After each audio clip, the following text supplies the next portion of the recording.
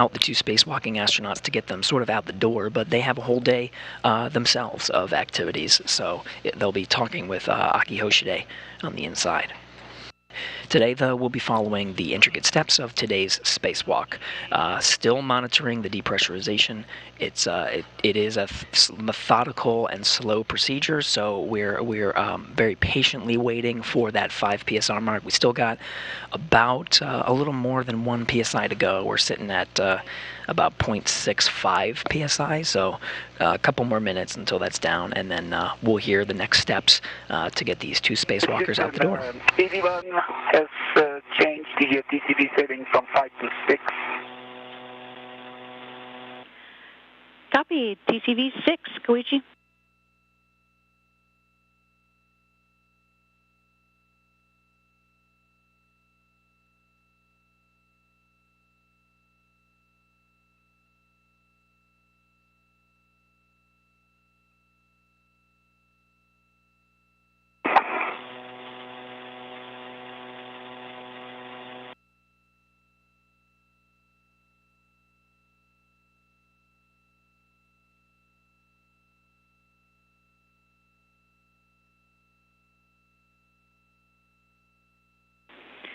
Airlock Houston on 1 for the depress test. It's taking a little longer than what we expected, so we'll get a last reading at this point, and then after that is complete, we'll take the EMER MPEV to open, in addition to leaving the EV hatch MPEV open. How copy?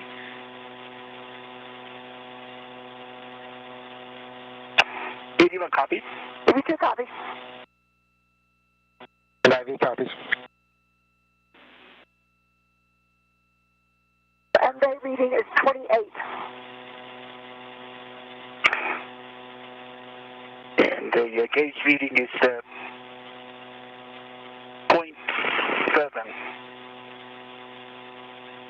Okay, I copy both, and we are just slightly above all pressure. I'll let you know shortly.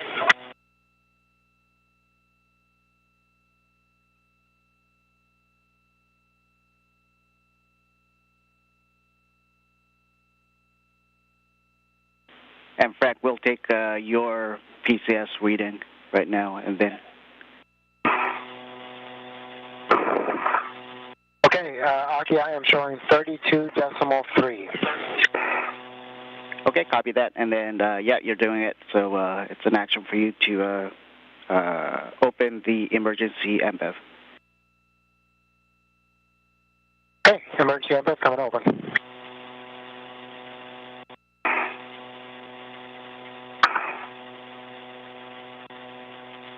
Emergency MPEV open. Here's some copies.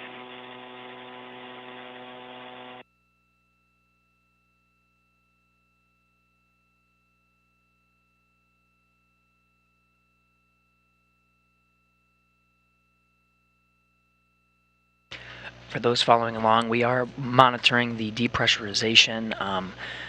If for those who are familiar with the depressurization prior to a spacewalk, right now this is what they're undergoing is sort of a new way, a test way of depressurizing for the future. So the emergency MPEV is a hatch, but it is we're not in an emergency by any means. This is just a new approach to that they're testing out for this particular spacewalk. Okay, just to clarify, do you still want me to call less than 0.5? And negative on that, Frank. Okay, copy, thanks.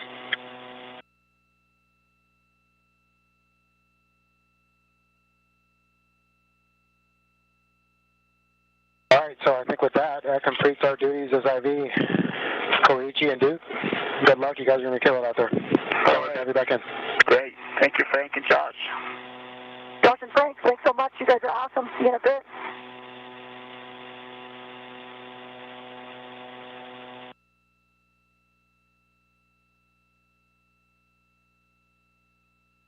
Look, I'm going to turn on my right shoulder a little bit to give you some more room for the hatch. Do you feel like you're in a good position when it's done? Okay, great. And if you need me to hold your feet, just let me know. Okay. I think it's good now. Okay. Yep. And Frank, before you go, Okay. once the crew lock is at approximately DPDT 0, you are going to close the EMER hatch MPEV, the EMER MPEV, and Koichi will be closing the EV hatch MPEV.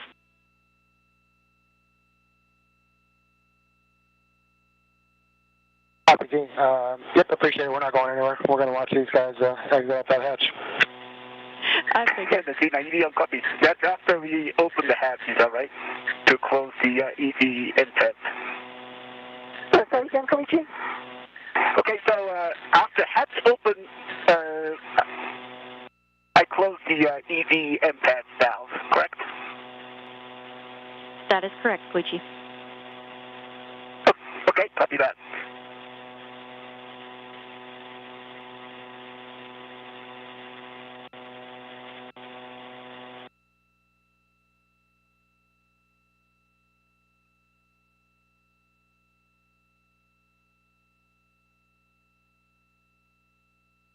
Right now inside the crew lock, the two spacewalking astronauts are on the other side of that hatch. That's the crew lock. They're facing opposite directions, so it's actually Koichi Wakata, the EV1 position with the red stripes. And a reminder for crew, when the crew lock DPDT is approximately 0, you can expect an alert tone.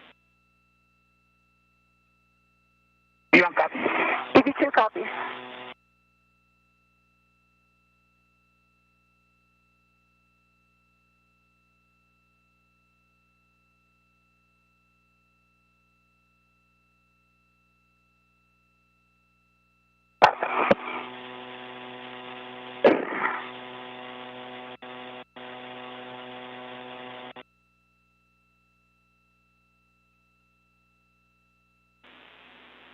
Okay, crew, we show you less than 0.5 psi. You are go to open and stow the EV hatch.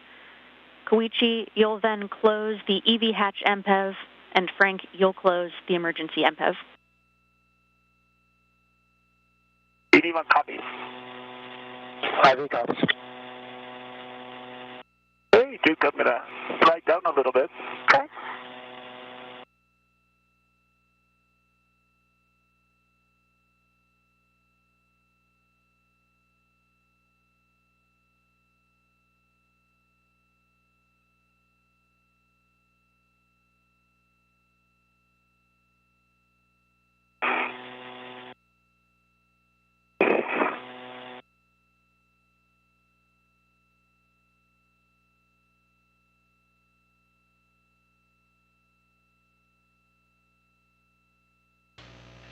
You're getting a look at the outside of the International Space Station now.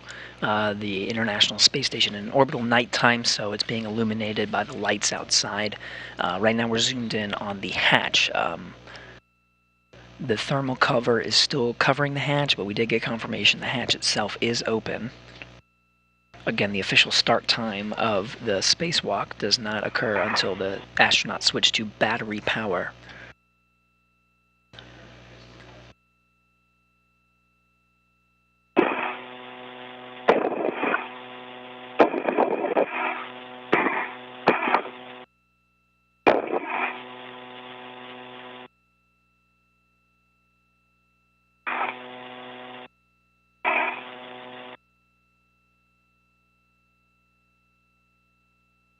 Is opened, and then in the process of fully opening, I opened the EV and FEV.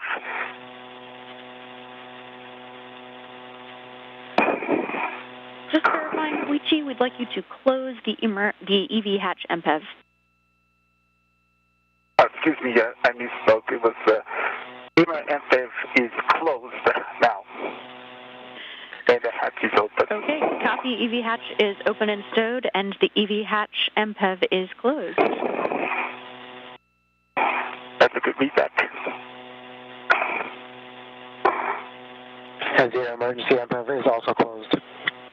Okay, copy. Emergency hatch MPEV is closed. All right, with that, EV1 and EV2 on your DCM, switch power to BAT, stagger your switch throws, and expect a warning tone. Okay, EV1 copies in work. EV2 copies in work. EV1 battery. EV2 battery. Copy. EV1 and 2 are in battery. Switch your display to Pro to verify a functional display. EV1 verified functional display.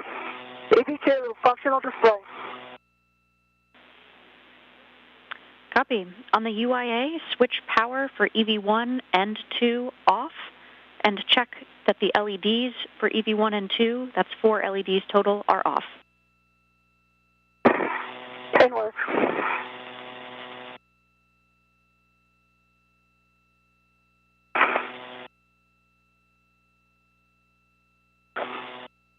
Power for EV1 and 2 is off, LEDs off.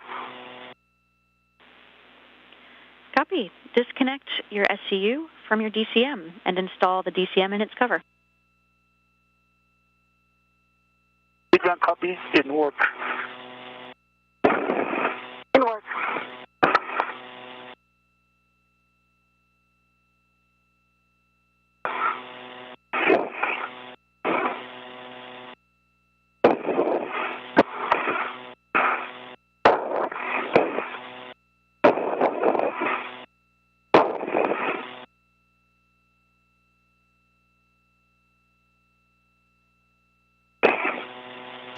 All right, with that, the two spacewalkers have switched their spacesuit powers to battery. That marks the official start for today's spacewalk. We got a clock up on the board, and so we're looking at 7:14 a.m. Central Time for the official start of today's spacewalk.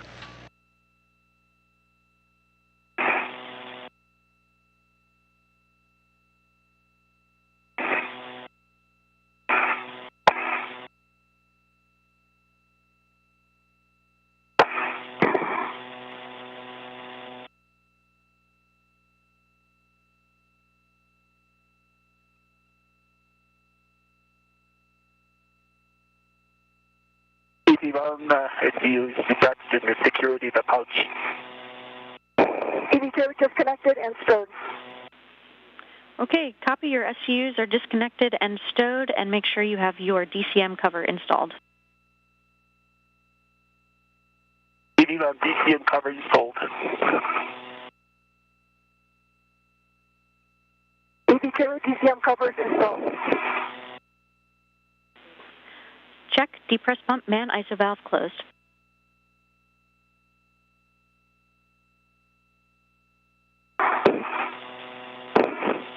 Depress pump man ISO valve closed.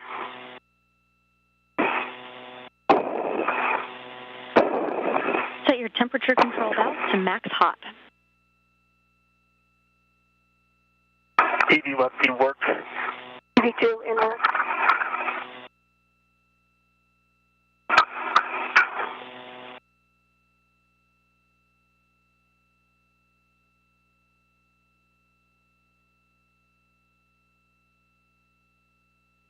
EV1 TCV max hot.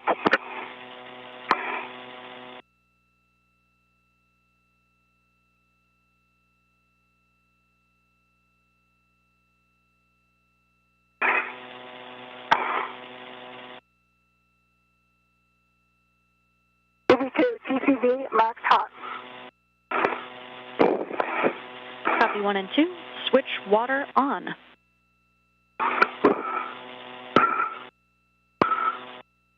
EV1 switched water on.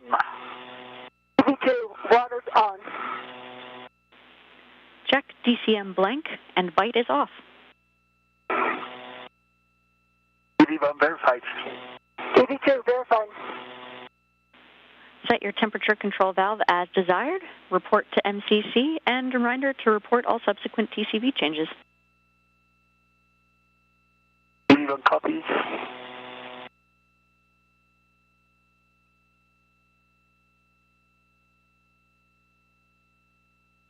EV1 TCV 5. EV2 TCV 4. Okay, copy 5 and 4. Report your suit P gauge to MCC. EV1, suit P gauge 4.3. EV2, 4.3.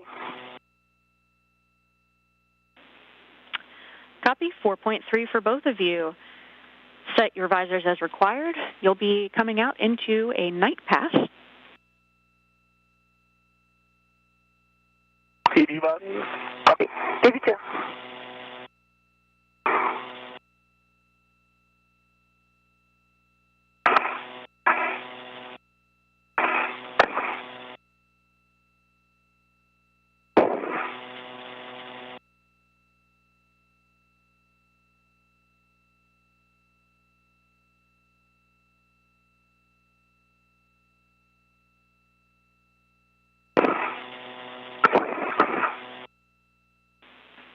Okay, crew, with that, you are ready to open the hatch thermal cover. Koichi, you'll release the hook from the magnetic plate D-ring, attach the hook to the stowage tether point, and cinch the strap until it's snug with 6 lines visible. EV1 in work.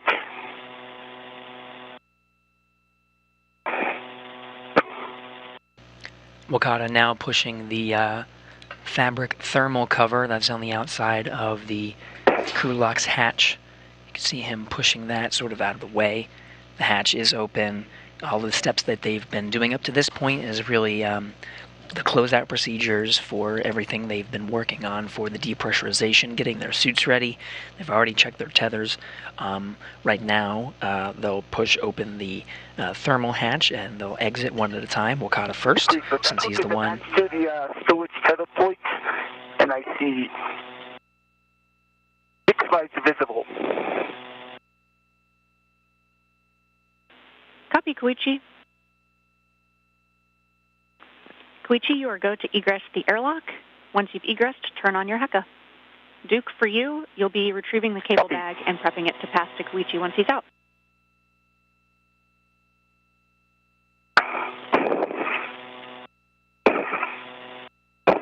Thermal cover is open. Wakata now exiting the hatch.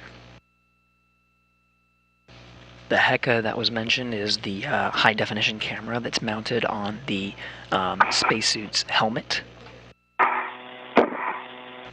Wakata out the hatch. You can see when following along throughout the spacewalk, you'll be able to notice him by the suit with the red stripes. Nicole Mann, call sign Duke. She'll be coming out afterwards. Both of them will do a tether configuration check once again. They already did one inside the hatch. They'll do it again outside. Configure their suits and make sure they have all the materials needed before they translate out. When you're ready. Okay, stand by. I'm going to turn on the Heka. Heka is on, okay? Copy, And Heka's I'm on. local. You can give me, okay? And you can give me the cable bag. Okay, I see that.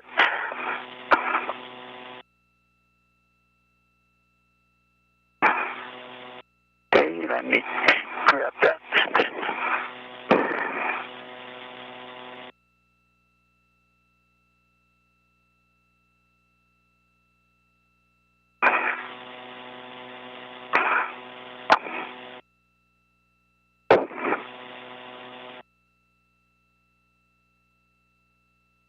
These silver reels you see floating in front of EV1, Koichi Wakata, with the red stripes. Those are the tethers that I mentioned. They'll be doing a tether check once both of them are outside the hatch, and you can sort of see Duke, EV2, Nicole Mann, exiting the hatch after Wakata.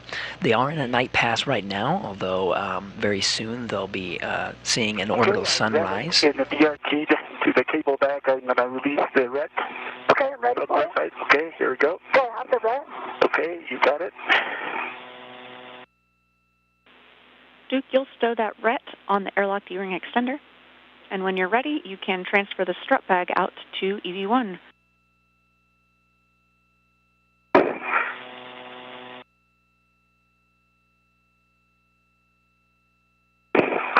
is stowed to airlock D-ring extender.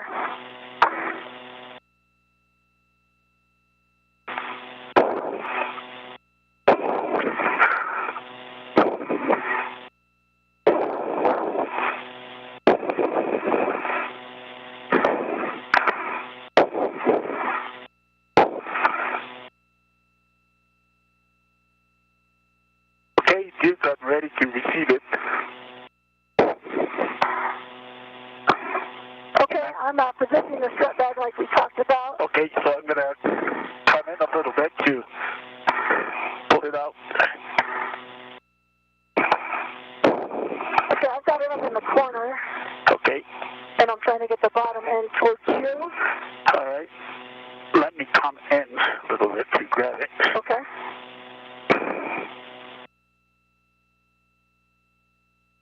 Hey, still. Can you pitch it down towards the hatch? Okay. Towards me.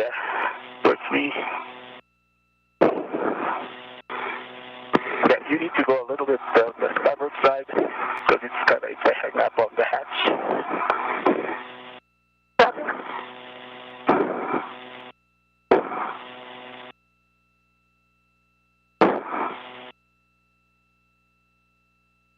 Okay, that's now clear. You can.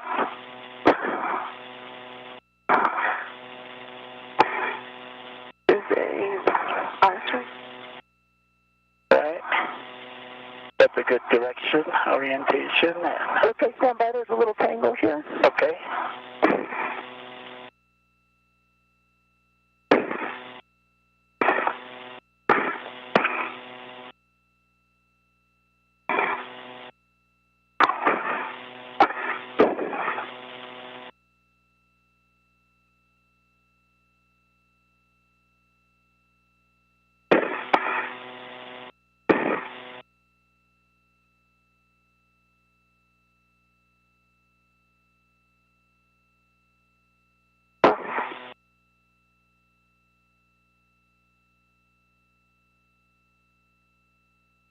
So I think it's the ret from the cable back. Yeah.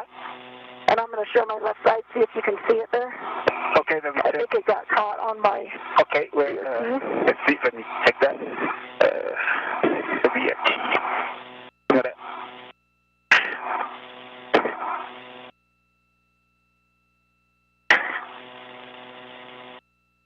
Okay, on your...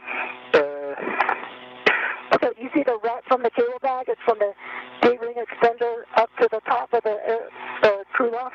It is clear. Clear? Okay. But, okay, so let me kind of attach this because it's going through your D-ring extender. Could you come down a little bit? Yep.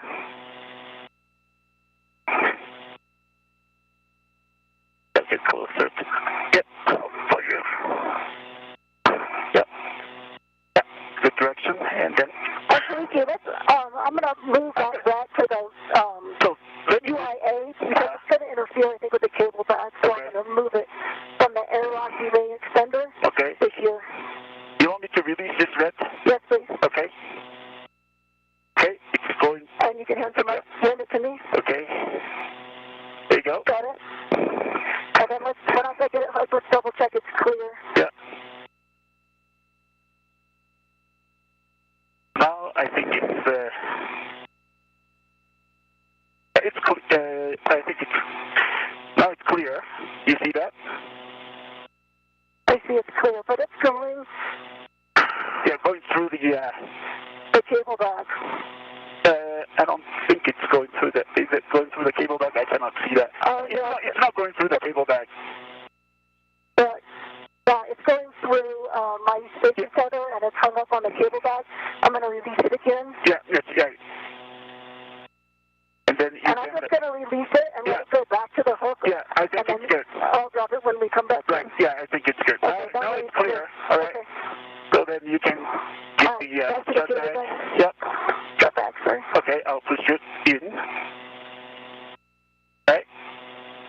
And then.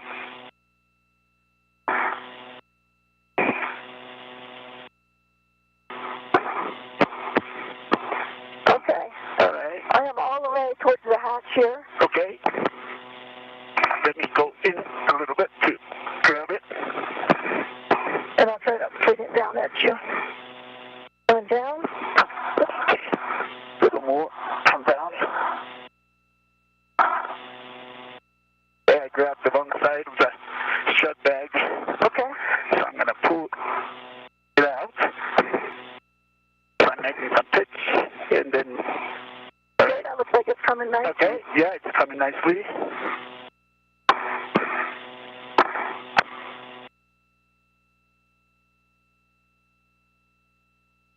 Okay, it's looking good.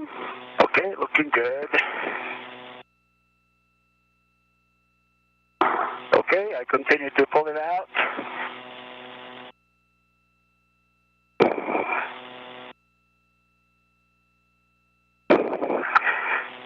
Okay.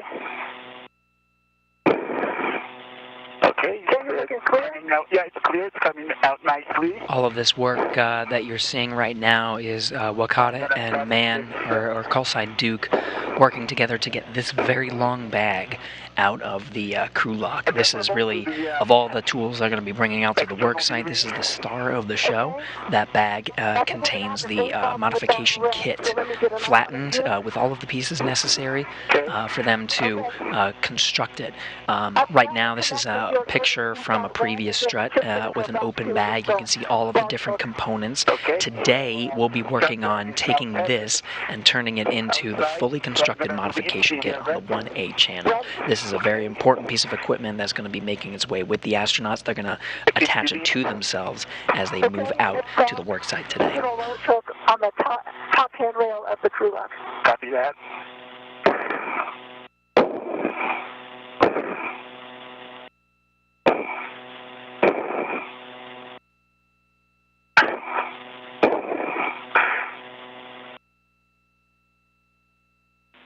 All right, and it's clear.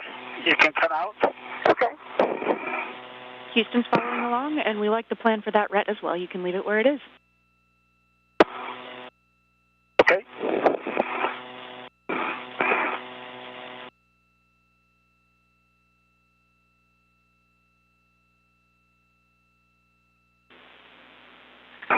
Great problem solving there, guys. Looking good. Awesome.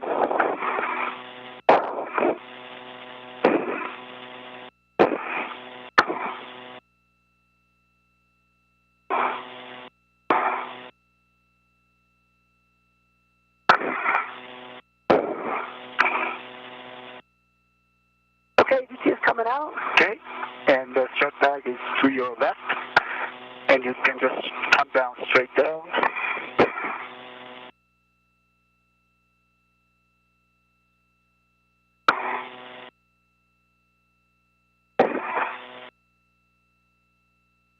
Okay, I'm going to go station aft. Okay, copy that. I'll move the strut bag a little bit more to the port side, starboard side, port side. All right, should be clear now.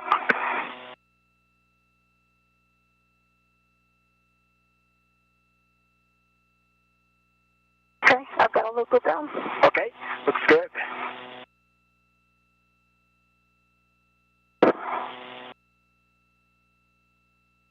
Okay, I'm going to get out, or so I'll turn on my, Deca.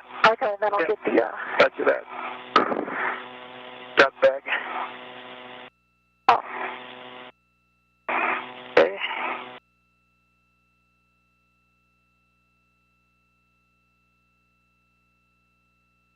Okay, I see it on. okay. You can BRT. Yep, I'm going to work on my BRT. Copy. BRT is the body restraint tether for Duke on the suit with no stripes. She'll be attaching that strut bag to her body restraint tether. Attached to Koichi is a bag full of cables. On his way over to the 1B work site, he's going to stop along the way and temporarily stow that bag full of cables for the work later on, while Man, or Duke, has the job of taking that strut bag over to the 1A channel.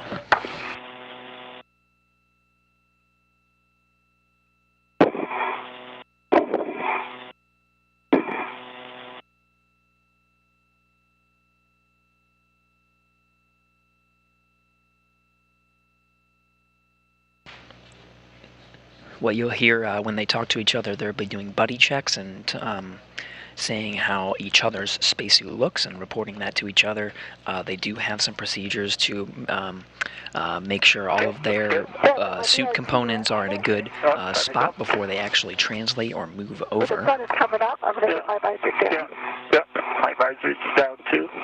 But these procedures are all about communication. Houston copies, and once you've got your visor... International Space Station is over the South Pacific Ocean right now. We're entering into an orbital daytime, so you're seeing the sun rise over the horizon of the Earth right now. Okay, you stand by. I got to adjust right. the thing here. Take your time, right.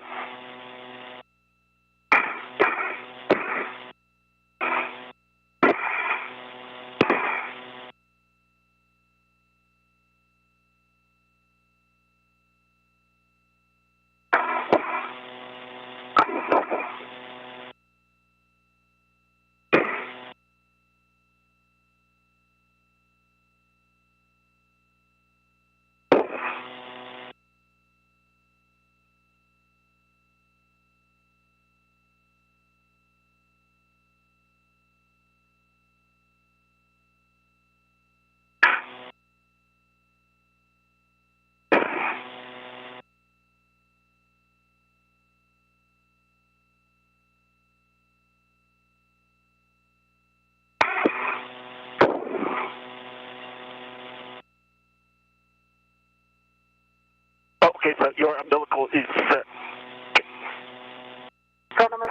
yeah. Now it's clear. Okay. Now oh, it's out of the pouch though. Yeah. Now it should be clear. Let me get it back in the pouch though. Okay. I'll work on it. And why don't you do the BRT of the short bag? I will put it for you in the pouch.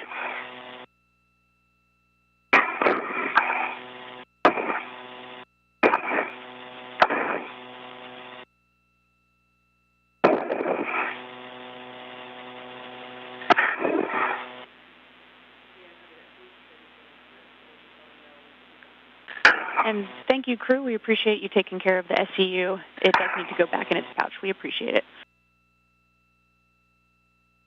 Okay, copy that. Then, striped SCU is now back in the airlock. Great work. Thanks for taking care of that. Okay. No problem.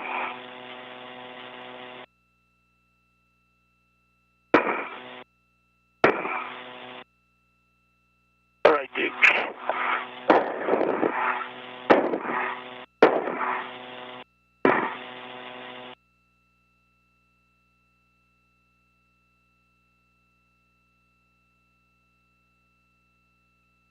Okay, looks good. I got it released from the airlock, and I got the other adjustable on me. Yep. So I'm going to put it in the jaws now. Roger that. I can hold it here.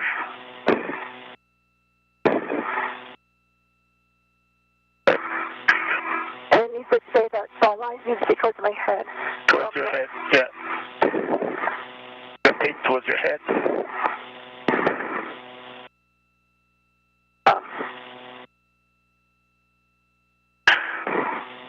That's a good orientation. Yeah, I'll take it. Okay.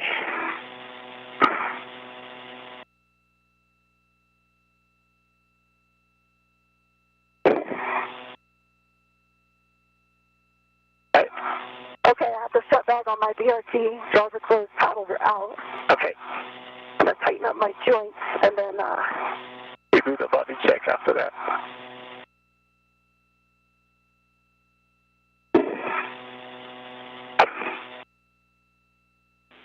Houston copies all. You guys are looking great.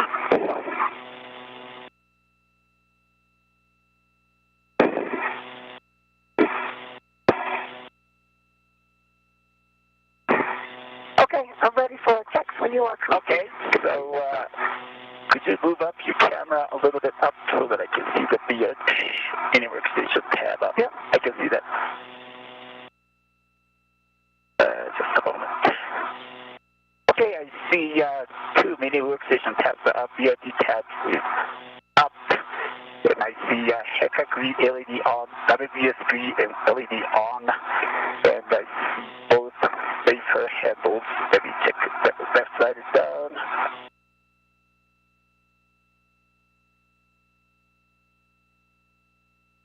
Yeah, both safer handles are down.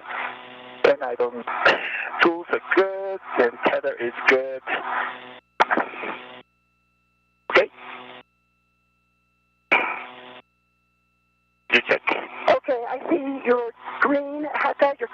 TVBS. Your lights are on. That looks good. I've got 1, 2, 3 tabs up on your mini workstation. Look at your handles. Okay. Okay, you've got 1 and 2 safer handles are down. Okay. I see your safety tether. Looks like it's a good conserve in your BRT. Okay. Copy that. Zena, with that, we're complete with the body check.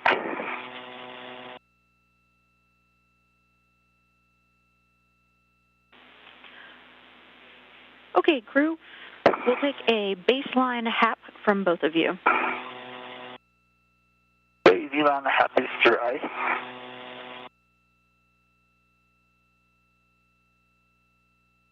And HAP is a baseline for EV. Okay, copy. Good baseline HAP for both of you.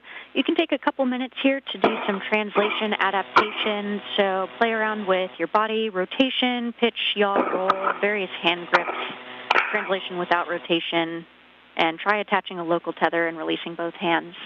Just a reminder, this first hour will set your MEDOX for the rest of the EVA, so just take it nice and deliberate. Take it easy.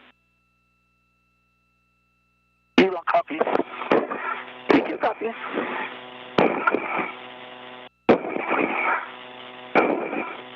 Getting some wonderful views from the outside of the International Space Station right now. The duo are just at the beginning of their planned 6.5-hour spacewalk. They're getting a sunrise over the South Pacific Ocean, and we're getting great high-definition views from their helmet cameras right now. They just finished performing buddy checks, and you heard the ground IV Zena Cartman telling them to take their time. Of course, they have done plenty of spacewalk training, including here on the ground at the Johnson Space Center here in Houston is a laboratory called the Neutral Buoyancy Laboratory, where they practice these things underwater. It is a very good analog for understanding what it's like in the microgravity environment, but the two of them now are first-time spacewalkers, so they're going to take some time on the outside of the hatch to just get used to understanding the differences between performing the spacewalk in a pool with the resistance of water and having no resistance in the vacuum of space. Their translation path or their movement out to the work site is all the way out on the wings of the International Space Station on the solar arrays. So they do have quite a bit of translation to go to, so they're just sort of getting their bearings, making sure they understand their movements before they make that journey. And once again, we have another intermittent gap in communication from the International Space Station. We mentioned being over the South Pacific Ocean at this time. Throughout today's spacewalk, we'll see gaps like these. The space station communicates by way of geosynchronous satellites called the TDRS network, tracking and data relay satellites. We'll get intermittent gaps of audio and video. Sometimes we regain the audio a little bit earlier. Go to start translation. Just as now you're hearing the audio come from the International Space Station, so we'll be regaining that shortly. Teams here in Mission Control Houston are monitoring today's spacewalk as well as the International Space Station and the crew inside. It'll be the teams here that are walking our astronauts through today's procedures. Zena Cartman, you see in the middle there with the black blazer and the white shirt, that is NASA astronaut. Zena Cartman, ground IV, it's her voice that's being communicated from all the work that the teams are doing here in Mission Control Houston. She's translating that up to the crew. An awesome view here. And standby one, Koichi, we're actually checking on the SEUs in the airlock. Okay. We're having the IV crew check on that through the hatch window. Copy.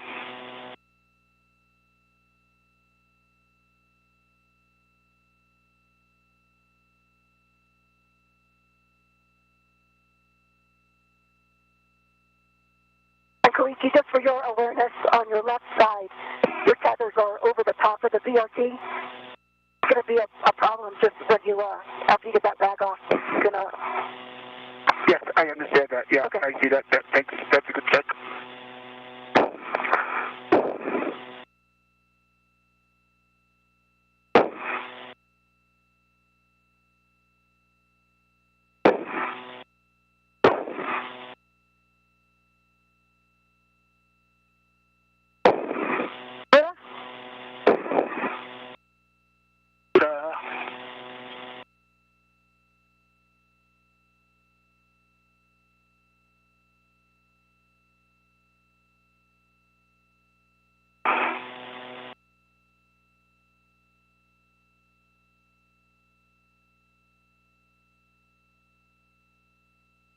Keep the others in the way.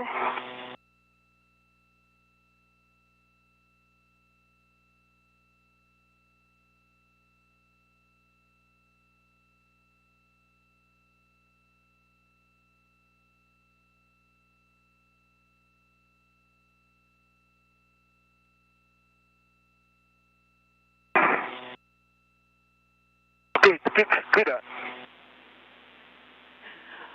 Okay, crew, we're back with you. We did see one of the SUs came out of its pouch, but we are actually good with that as long as the thermal cover is tended closed. And so with that, you can go ahead and start translating. EV1, you'll be translating out to the anchor hooks that are nadir of the starboard seating arch. Duke, if you can tend the hatch thermal cover closed, that's very helpful. Continue your translation adaptation. Okay, thermal covers tended closed. Okay, V1 copy. Start translating.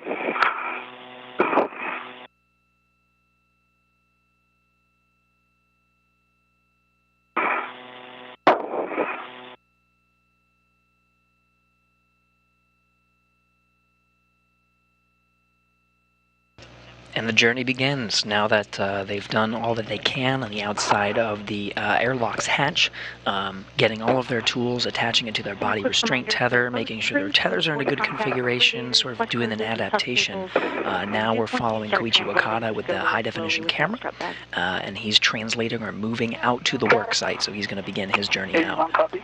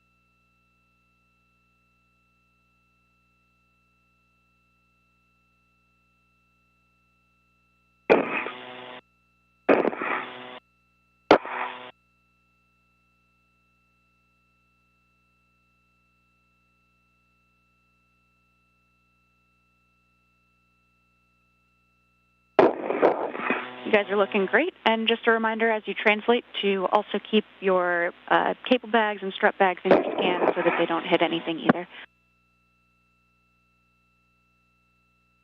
V1 copies. V2 copies.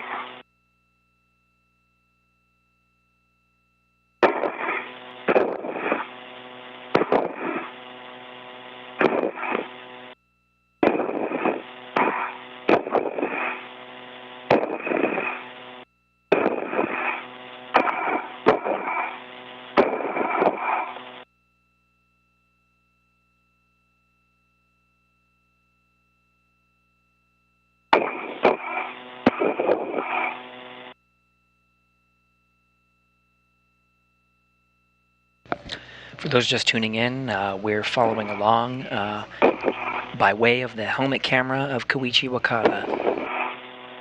They've exited the hatch and started their spacewalk officially at 7:14 a.m. Central Time. Did some buddy checks and made sure they had all their tools attached to them. You can see there, attached to his body restraint tether, Koichi Wakata has a cable bag in tow. Right now he's heading over to the S4 truss section of the truss. He's going to leave that cable bag there and then go to the 1B work site. They're splitting up to begin with. Koichi Wakata is going to drop off that bag and then finish up tightening some bolts on the fully constructed mounting platform that's on the 1B truss. He's just got to use that pistol grip tool or basically a cordless drill to tighten some bolts. Not much work there. It's really just going to take the first hour of his task, while Nicole Mann, by call sign Duke, we'll be hearing that over Space to Ground today. She's going to go over directly to the 1A worksite with the strut bag in tow. That strut bag has the mounting platform itself in it, so she'll begin the construction there while Koichi Wakata finishes up the construction on the 1B site. And then for the remainder of today's spacewalk, the two will focus on working together to construct that mounting platform on the 1A channel.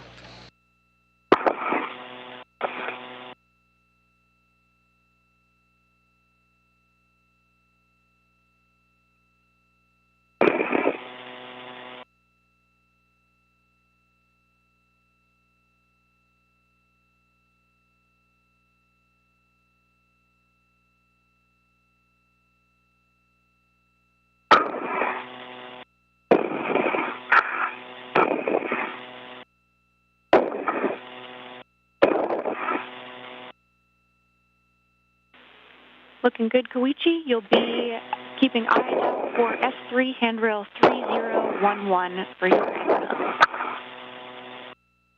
Copy that. I see that here.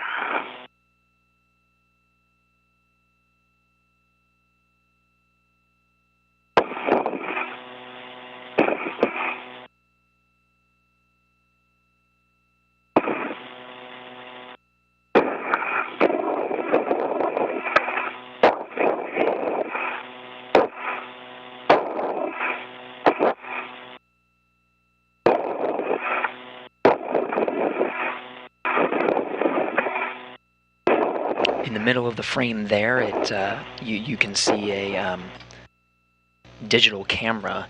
The lens is the thing that makes it the most apparent, but it's covered with insulation to protect it from the thermal environment outside the International Space Station. So Koichi Wakata will be able to take some photos, both for engineering purposes to show the work that they're doing, as well as take some beautiful photos of Earth and of the work outside.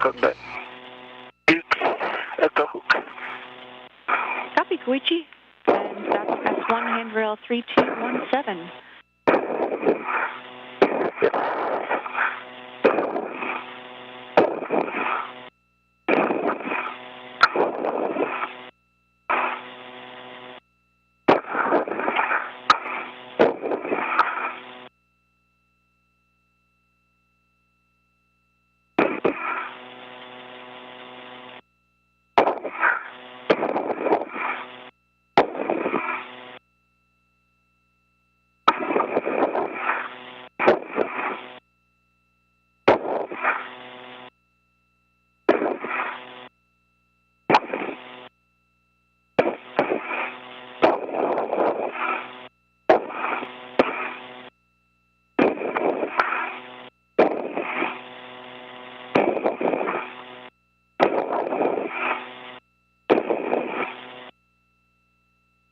Touching the depth to Duke's center hook.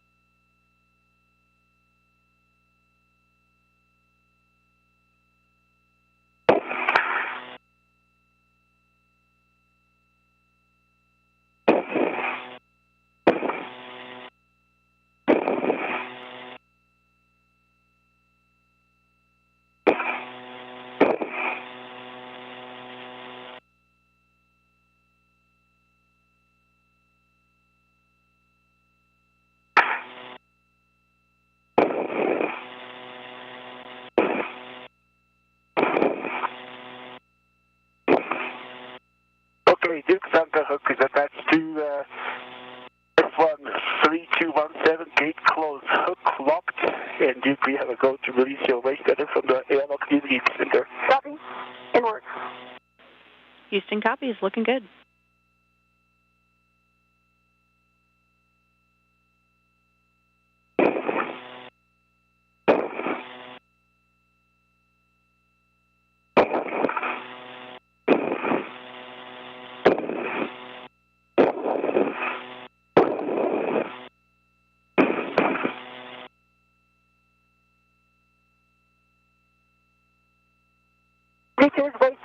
released from the airlock D-ring extender. Thermal cover is closed. We copy. Release from the airlock D-ring extender and thermal cover closed. With that, you can start translating Duke out to the 1 Alpha work site. Just take it slow and easy, and before you cross the Sarge, check that your gauntlets are in place. And same for you, Koichi, as you head out to S4. Make sure that your gauntlets are in place before you cross the Sarge. Copy that. Gauntlets are in place. I'm going to go to the S4 work site. Perfect. From Phase 1, you'll be trending zenith to the non-radiator edge, looking for S4 handrail 2219 when you get out there. Copy that. 2219.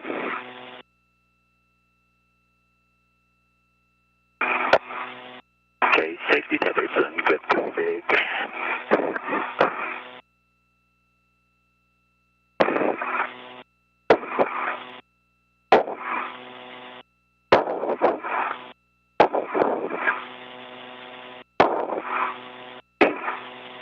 You guys are looking good. Koichi, we'll have you just continue to take it nice and slow and easy. Make sure we keep your MEDOX trending average for the rest of the EVA. Copy that. Okay, this is coming up the toolboxes. Copy, Duke.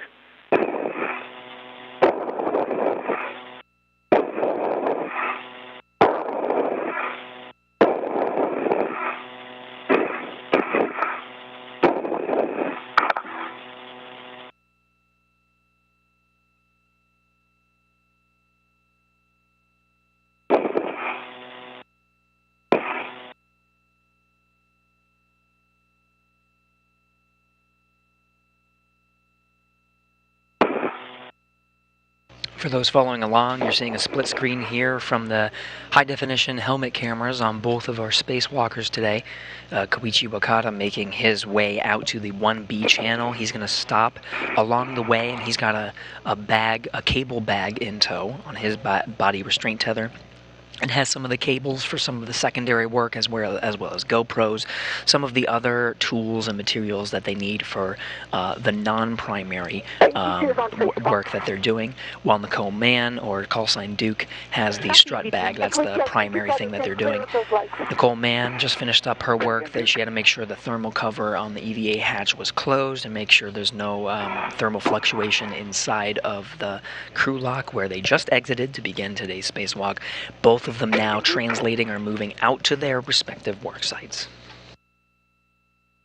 Now we're getting high-definition views. This is Nicole Mann, call sign Duke. She's wearing the suit with no stripes, and she's got that giant bag with her.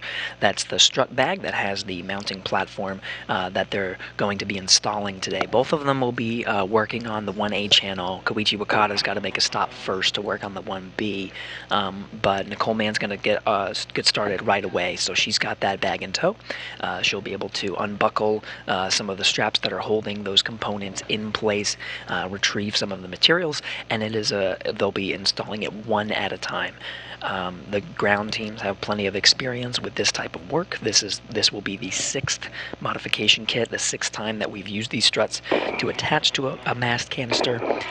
So they're prepared for any of issues or troubleshooting they need to do along the way. And that work will be being done soon. Right now we're just watching the translation or the movement. Stand by, Koichi. You'll need to actually backtrack just a little bit. Let me give you a good handrail pass. Okay. Okay, so I come down a little bit and then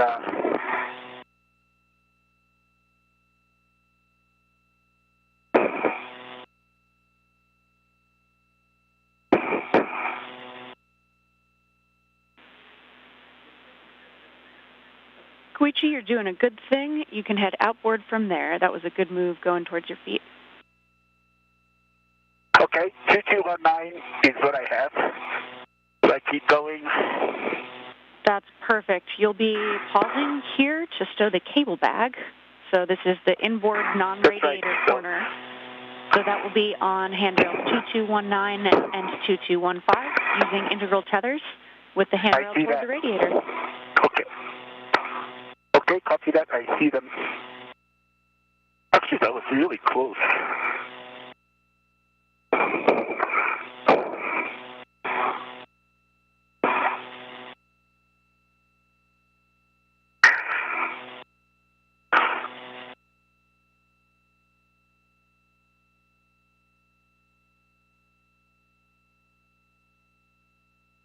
I'm coming underneath the MT. Okay, copy that. I'm at the 10-stow location of the cable bag.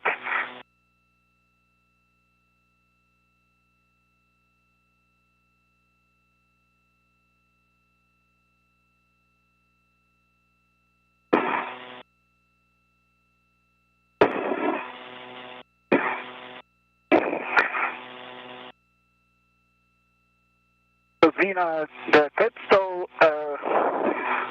orientation is the handrail away from the towards the radiator side. Is that right? That's correct. The handrail towards the radiator. And Koichi, we'll actually have you hang out there for just a second. As we know, every Medox canister is a different character. Yours is trending a little bit high right now. So we'll just pause and make sure that we can maintain that good Medox canister for the rest of the EVA. Okay, copy that.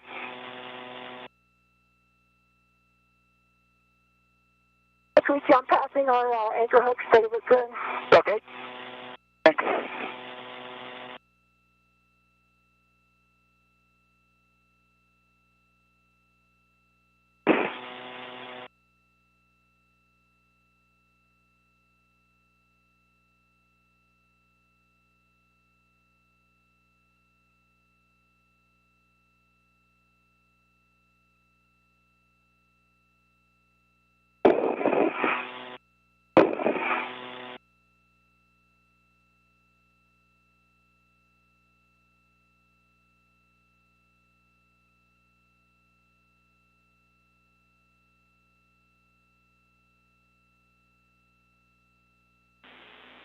Okay, Koichi, thanks for hanging for a sec. We'll have you stow that cable bag, again with the handrail toward the radiator using 2219 and 2215. Copy that.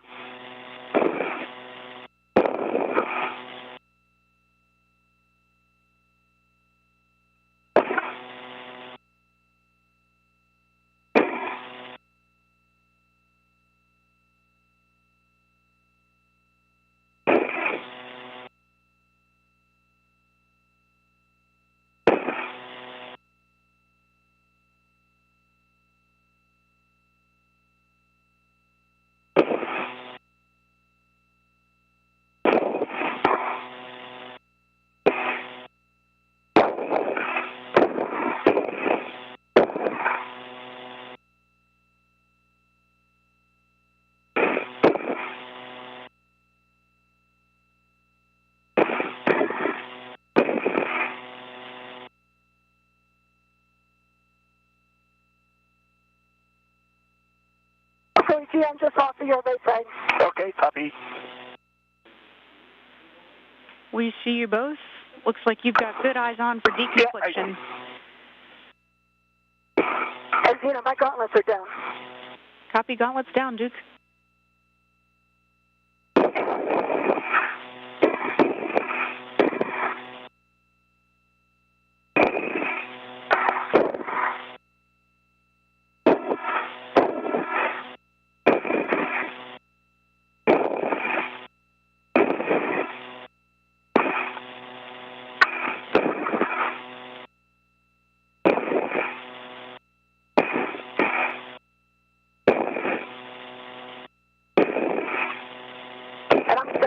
Here until Koichi's done. We copy. I like that plan, Duke.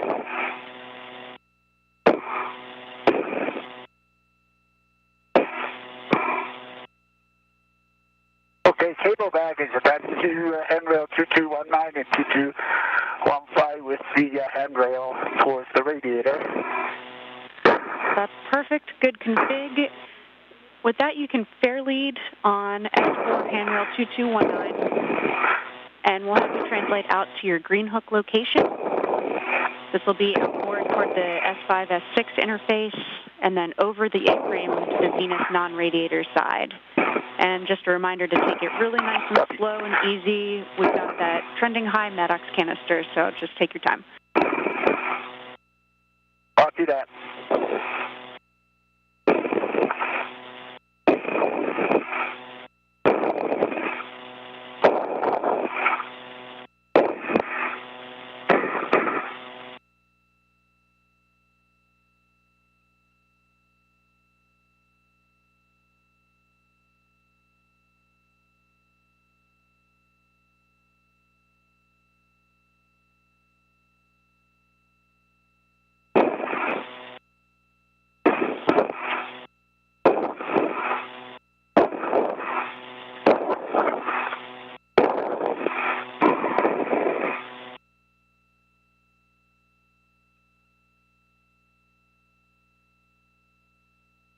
Okay, Duke, then I'm going to start translating. Okay, sounds good.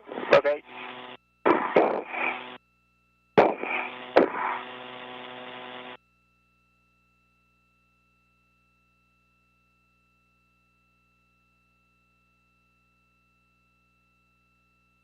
Okay, safety feathers in good config.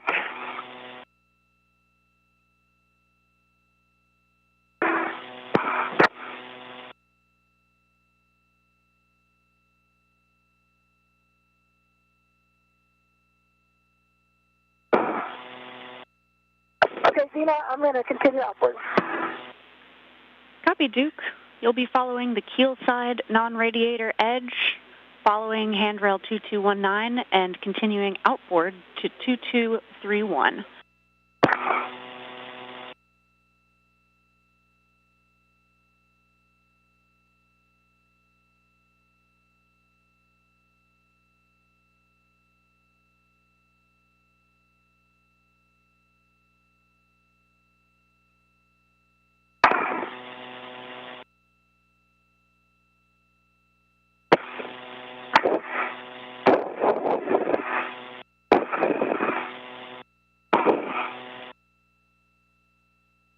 For those following along, we're getting high-definition views from the outside of the International Space Station. The two spacewalkers are going to be splitting up for the first of their tasks.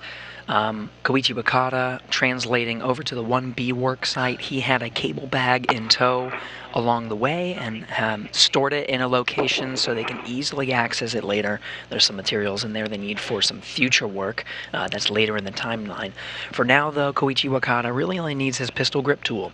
The mounting platform on the 1B channel was constructed on a previous EVA and really just needs a little bit of tightening and some last-minute work to finish it up. So he can do that by himself. He's just going to do that for about the first hour of the spacewalk. Once he gets there, that'll really start the clock for him to perform some of that work. In the meantime, you're watching EV2 Nicole Mann, callsign Duke, translating or moving out to the 1A channel. In tow, she's got a strut bag. That's the struts that they're going to actually be building together. Wakata will join Mann later in today's spacewalk. She'll just get a head start and start some of that work here soon. Okay, copy that. Zena, I've got a local down. I'm dropping the bag. Okay, copy that, Duke. And a reminder for Koichi, just a quick caution to minimize loads into the wire ties that are on that MLI there. Should be right nearby handrail 2008. Okay, I see that. Thank you.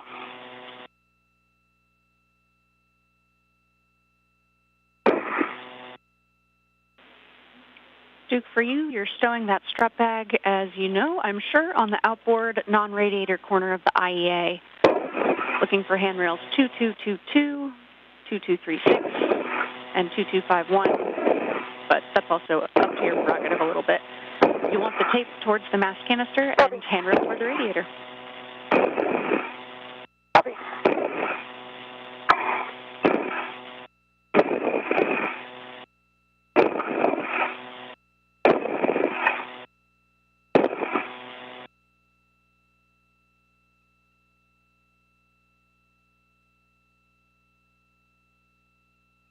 Okay, green hook is attached to handrail 2007.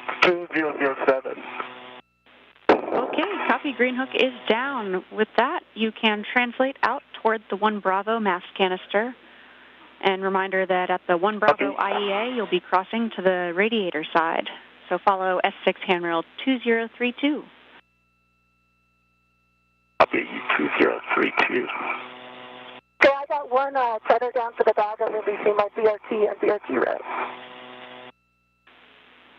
Copy that, Duke.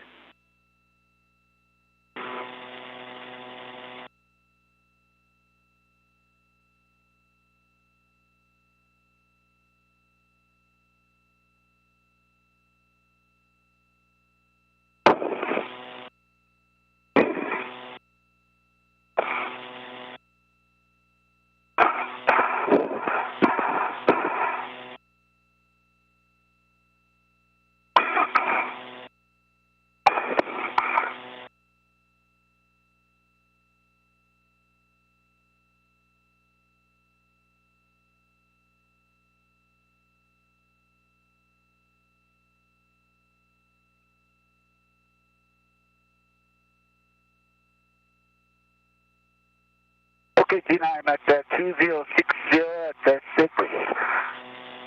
And I translate to the outboard to go to the left side of the correct?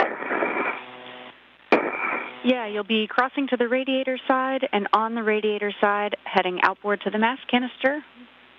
Oh, and yes, you will be going to the left side of the mod kit. With that, we'll take a glove, hap, and gauntlet check. Okay. After I get there, or do I want me to do it now?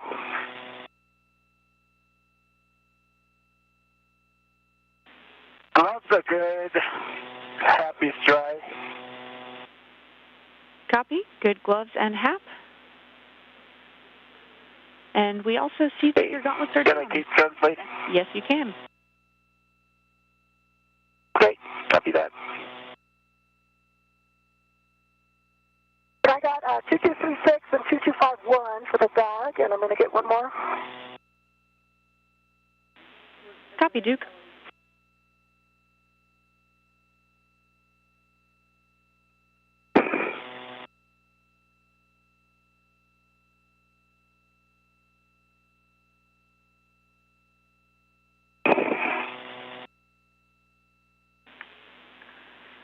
And a big picture update for both of you. You're pretty much right on the timeline.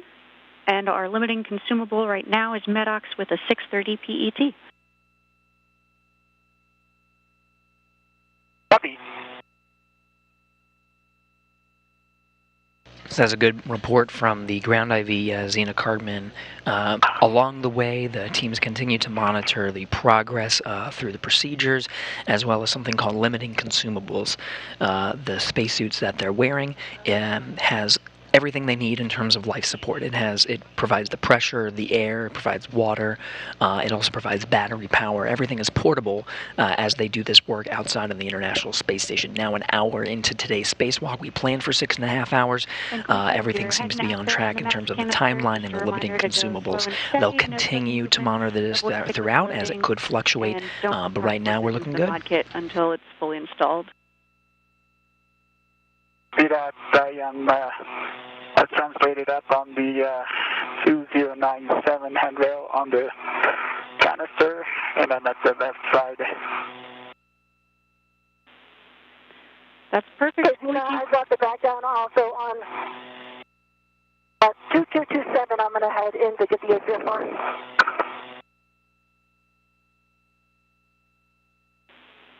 All right, copy, Duke. With that, you can translate inboard to the starboard CETA with 1 and grab that APFR.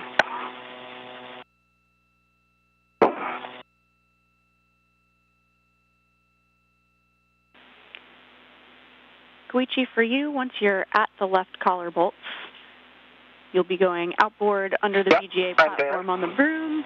Okay, you're there. You'll be opening the MLI around the mid-strut collar to access the collar bolts. Okay. Okay, I see that. I open the MLI. I can access to both collar bolts. That's perfect. I've got a great view in your HECA now. Okay, I have PGT settings for you when you're ready. Okay. I BRT to the handrail on the mid-strut. And I'm ready for PGT setting. Okay, great. And just a quick reminder here, while you're BRT'd to that mid-strut handrail, minimize normal and torsional loads into the mid-strut. Your PGT settings will be Bravo 7, clockwise 2. Bravo 7, clockwise 2.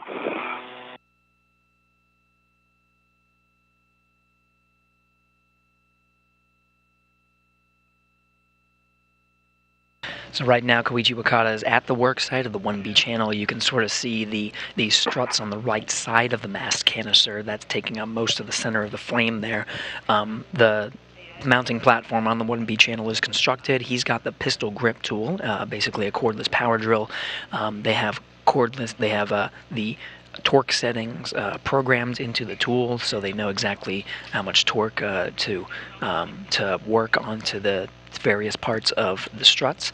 So he's on the left side right now. He opened the multi-layer insulation, the white fabric, to access the bolt on the left side. So he'll be the first part of his task is to work on some of the bolts there.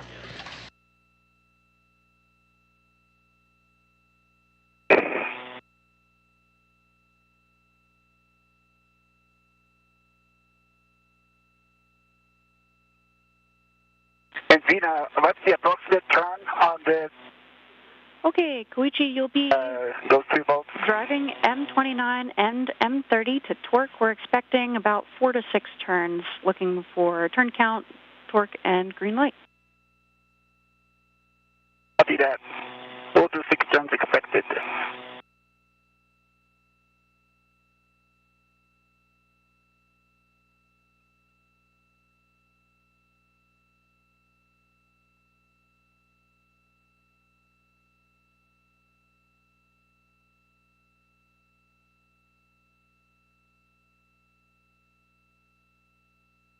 Hey, Zena, I've arrived at the whip. I'm going to pitch take off on the WIFX.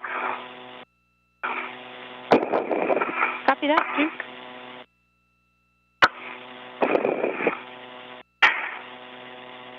Okay, Zena, I got a green light and torqued out.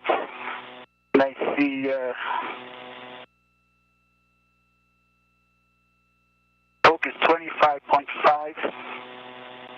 25.8, and the revolution is, I counted 3.5 visually, but it says revolution is 029 on the BGT. Okay, copy 25.8 on the torque and 3.5 turns counted visually. Looking for a green light as well, and to confirm that was M29? That was the lower side, and you don't see a label here.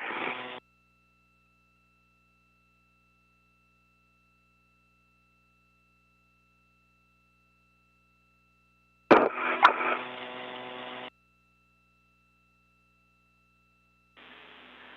right, Koichi, we're going to talk about the turn count on that one, but while we're doing that, you can go to the other bolts, and same number of turns expected, about 4 to 6, looking for torque and green light as well.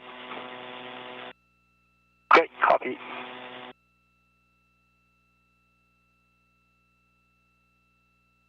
So again, the pistol grip tool, that cordless power drill that Koichi Wakata is holding now, has the turn count and the torque settings. He's tightening with a clockwise rotation the different collar bolts on the left part of the mounting platform's strut.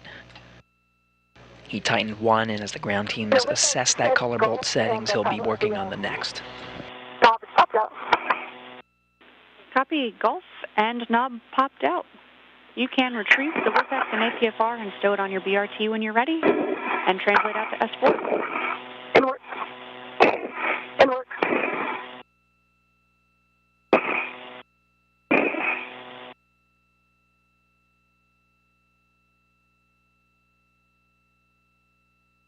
Okay, Zena, I tried on the upper side. I visually confirmed the 2 turns, and then it just came up, and I see 2 left. I don't see. Koichi, you're coming in a little broken there. Could you repeat your last? I heard 2 turns and did not copy the rest. Okay, Zena, I visually confirmed the 2 turns on the upper bolt, and I got the 2 lights, low torque, and torque value shows 20.2, and I don't see any turn counts on the PGT.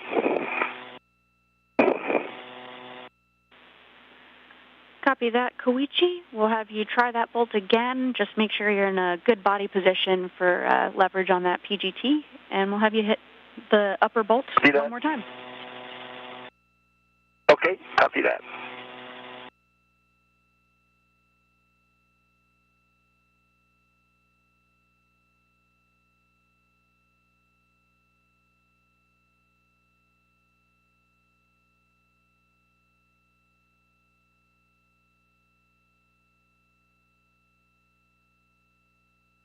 And I have my ret on the APSR WIFX. I'm releasing the WIFX. Copy, Duke.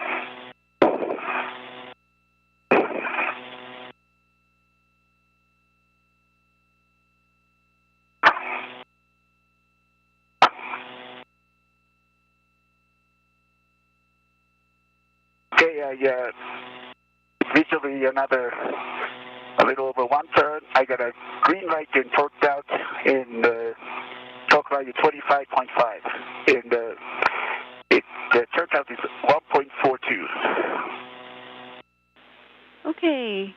Copy 1 additional turn, green light, and 25.5 on the torque. We'll talk about those numbers for just a moment here.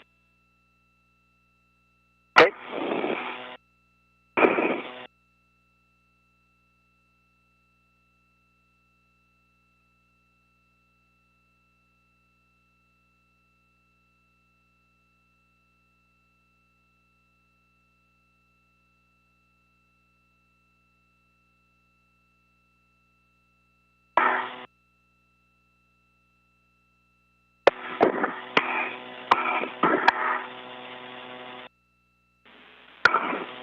Okay, Koichi, we'll have you move on here. We're going to set the PGT to manual ratchet clockwise, and then you'll be driving M29 and 30 until you get 2 MTL pops. So we'll expect several extra turns here. Just keep an eye out and give us a turn count visually. Copy that. Manual ratchet, and I'm going to do the manual on the lower side bolt. Copy, starting with the lower bolt. Okay, APSR is on my BRT paddle there. What's one pop? Copy, Duke. Good news. You can translate out to S4 with 25.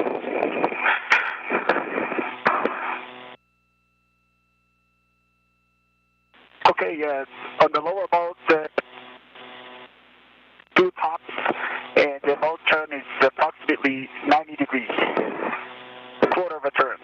Okay, copy 1/4 additional turn and 2 pops on the MTL.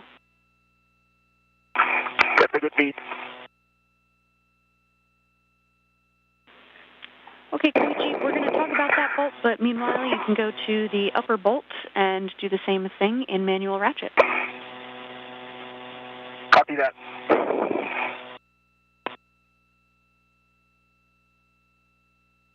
So a quick recap, there are 2 bolts on this left strut that Koichi Wakata is working at. We're looking at his helmet camera view. He's using the pistol grip tool to hand tighten each of the bolts. Now that he's done a rotation, just hand tightening them to torque.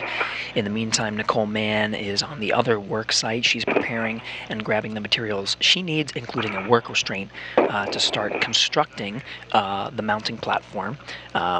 From Koichi Wakata's view, you can see sort of the final product of that mounting platform on the 1B channel. That's what they'll be building on 1A. I'm using the manual ratchet.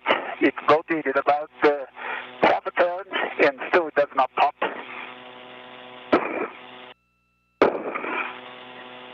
Okay, copy half a turn. You can keep going if you're able. We want to get 2 MTL pops. can I continue the 2 MTL hop? Affirm. Go to continue. We'll look for 2 MTL hops on the upper one. Okay, that was 1 pop.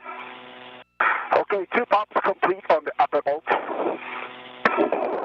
Okay, copy. 2 pops complete on the upper bolt. Were there any additional turns after that half turn? Another quarter turn. Another quarter turn and 2 pops on the upper bolt. Okay, give us just a second to talk about that bolt. Okay.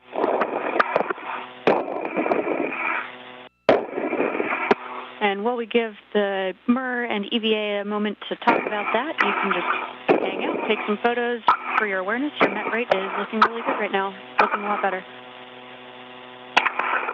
Great, thank you. Yeah, definitely trending better from before.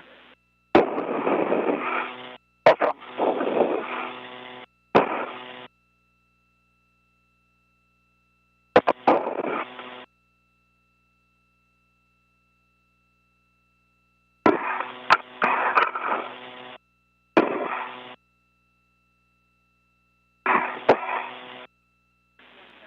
Duke, as a reminder for you, before you cross the Sarge, check that your gauntlets are in place. Okay, my gauntlets are in place, thank you.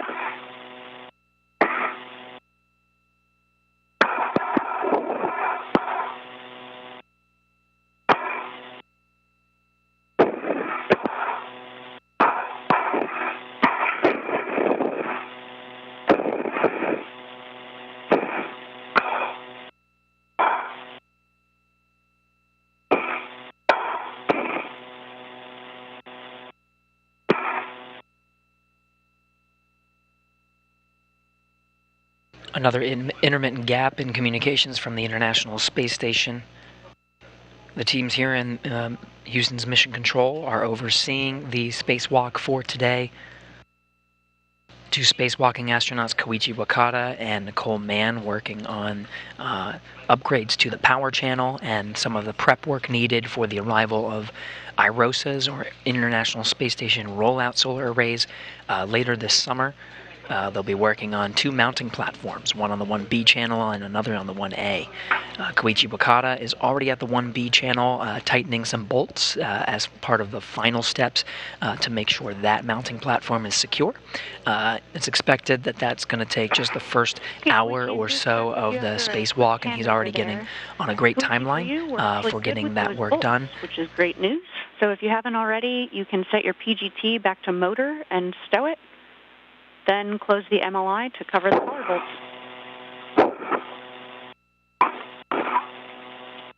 Okay, copy that work. And that note from Zena Cardman here in Mission Control saying that the 2 bolts on the left collar are complete, so he's going to close up the multi-layer insulation, sort of the white fabric that protects it thermally from the vacuum of space and the harshness of the sun, and he'll work on some of the next struts. The next one should be the mid-strut that he'll be working on. In the meantime, Nicole Mann is prepping her work site, which is the 1A channel. She's getting some materials she needs. She already stowed the bag that has the struts inside, and those struts will be what will be used to actually construct the mounting platform on the mast canister of the 1A channel. She got the foot restraint, retrieved it from one of the work sites, and you can sort of see it attached to her right now from this view on the outside of the space station. That foot restraint is going to help to access some of the areas that are needed for actually constructing that mounting platform. She'll be able to ingress or enter that foot restraint and give her the leverage that she needs to actually drive some of the bolts and actually construct the mounting platform. So she's got that in tow, and she's going to be going over to the 1A work site very soon to get it ready while Koichi Wakata continues to finish up the work on the 1B side.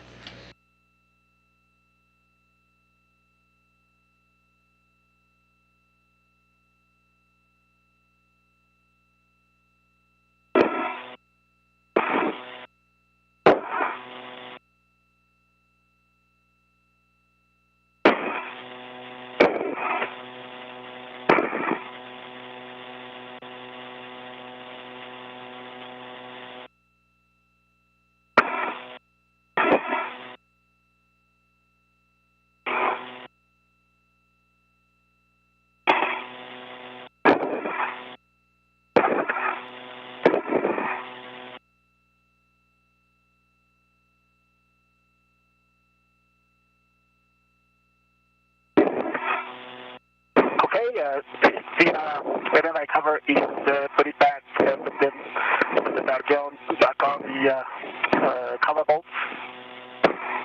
Okay, copy that, Koichi. We don't have your HECA right now, but we do have your WVS. And so with that, you can translate to the right side cover bolts. Okay, copy that.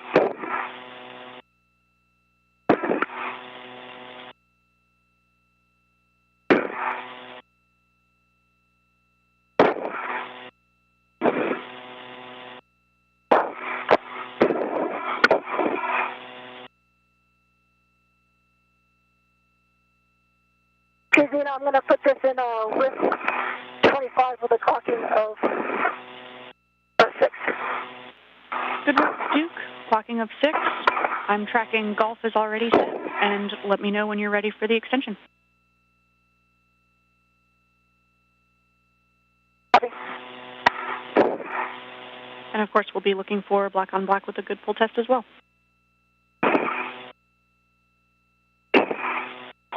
Right now you're looking at the helmet camera of Duke, NASA astronaut Nicole Mann. She's at the 1A worksite right now, and you see her installing the articulating portable foot restraint.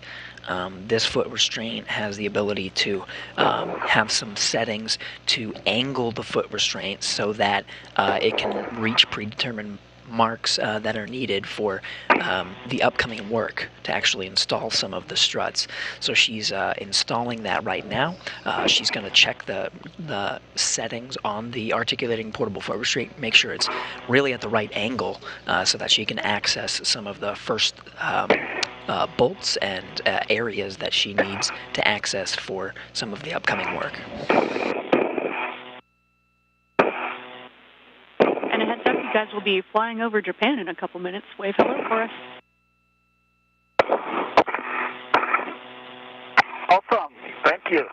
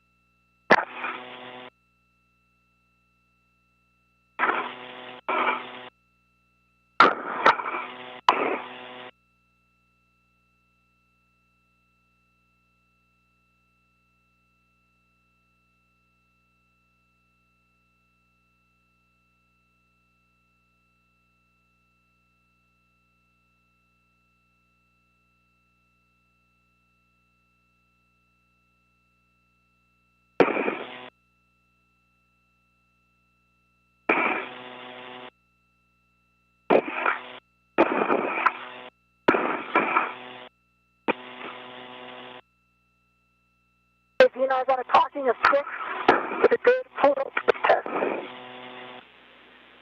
Okay, copy. Good pull twist test and a clocking of 6. We'll also take a black on black check for that color. Yes, black on black. Okay, copy. And the extension there will be 5 for the WIFX.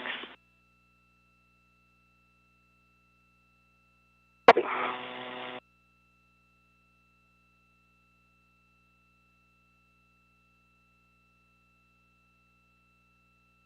You got one side down, Kaliki, you already headed over the other side? Yeah, I'm on the right side and just adjusting the TCD now. Nicely done. Yeah, how's it going with you? Good, I got the WIFX in. I'm going to adjust the EPFR, then get started on the triangle. Great. The two first-time spacewalkers sharing their progress for today. On the right side, I'm opening the NRI. Okay, copy. And before you do that, we'll actually take a HECA cycle from both of you. Just one button push on your HECA. And correction, just Koichi. Copy. Okay.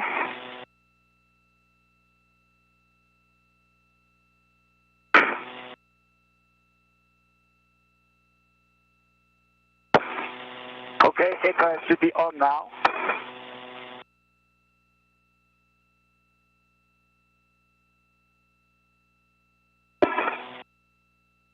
Do you see that?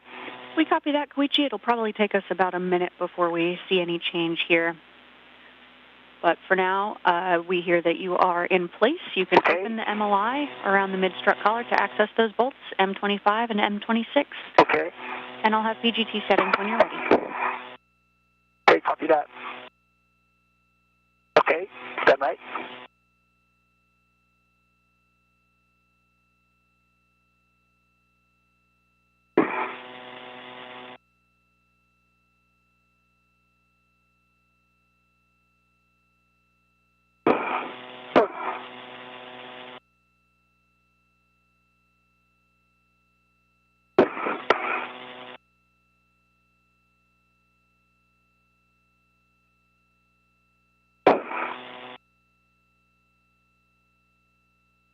I started working on the pitch here. I've got the knob is unlocked, and I'm looking for Tango Tango, but it is pretty stiff. It's just mentioned. Copy. That is okay, the I'm correct ready. setting. PGT setting. And copy that it's stiff. Koichi, for you, PGT settings will be Bravo 7, clockwise 2.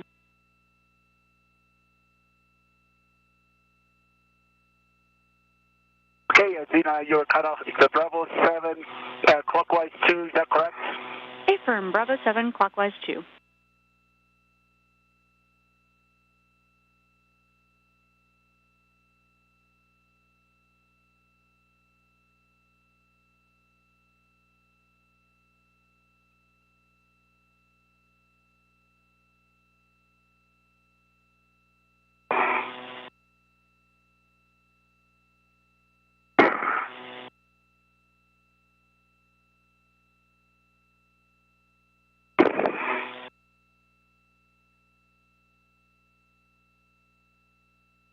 Zena, can you see in my HECA? We do see your HECA. Okay, so this is what I'm looking at. Got the black line pointed towards unlock. Then Papa. Now we have both helmet camera views from Koichi Bakata and Nicole Mann. Hands on the whip extender, and then we are pushing up on it. I don't know if you have any ideas. While you think about that, I'll move on to the whip extender. Copy, Duke. That sounds like a good plan. Okay, Zena, and that extension the lower is 5. bolt,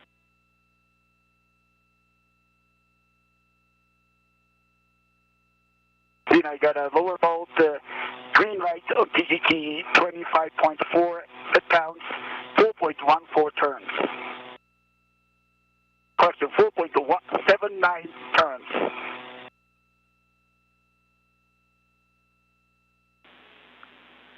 Okay, Koichi, copy green light, 25.4 on the torque, and 4 turns visually.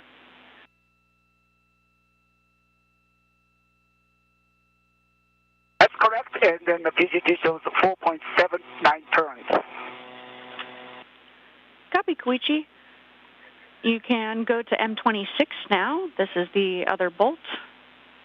Same deal. We're expecting about 4 to 6 turns. Copy that. Copy work.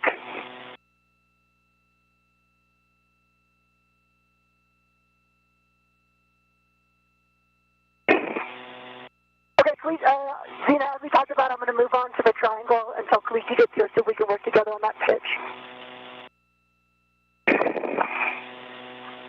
Okay, copy that, Duke. So if you want to, one other thing you can try is using the boot plate for some extra leverage. But again, we'll take your expertise here. I'm happy to wait until Koichi gets there. You can also do the rest of the APFR settings if you'd like.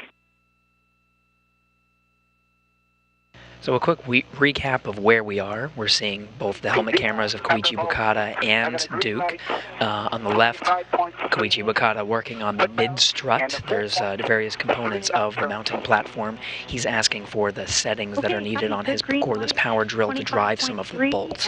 On the right side, Duke is preparing the work site for installing a mounting platform on the 1A channel, and she's working on the portable foot restraint. You can see sort of the area where her feet will soon go later in the timeline, making sure that that's in a good configuration. So they're both at two different work sites right now.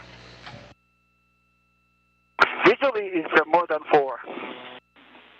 Okay, copy. That's perfect. About 5 turns.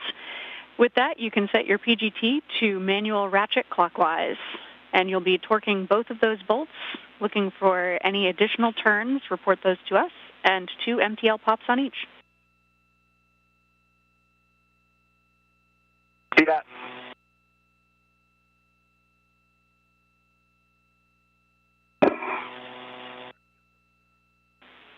We've got a quick handover coming I'm here. making progress here with the ingress 8 and the boot plate. Copy, Duke. Great work.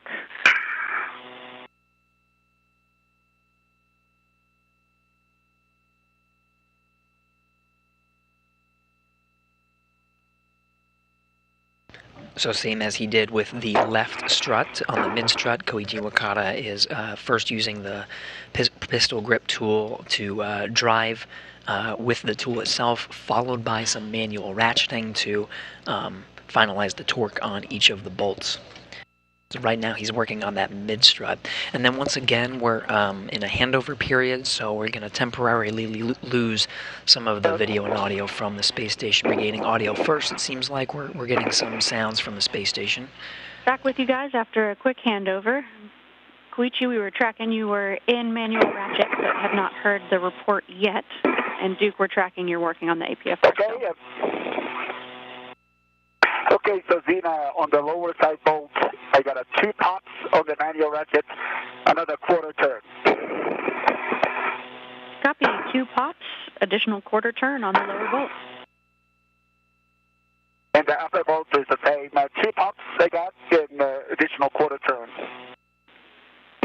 Okay, copy. 2 pops and an additional quarter turn. That's a good bolt on both of those. So with that, you can set your PGT back to motor and stow it. You can also now translate on the 1 Bravo mod kit. Copy. And I can translate to 1 Alpha model kit, right? Yeah, after this you'll be closing the MLI on the collar bolts, and yes, you can translate on the 1 Bravo mod kit. Oh, okay, I understand. Copy that.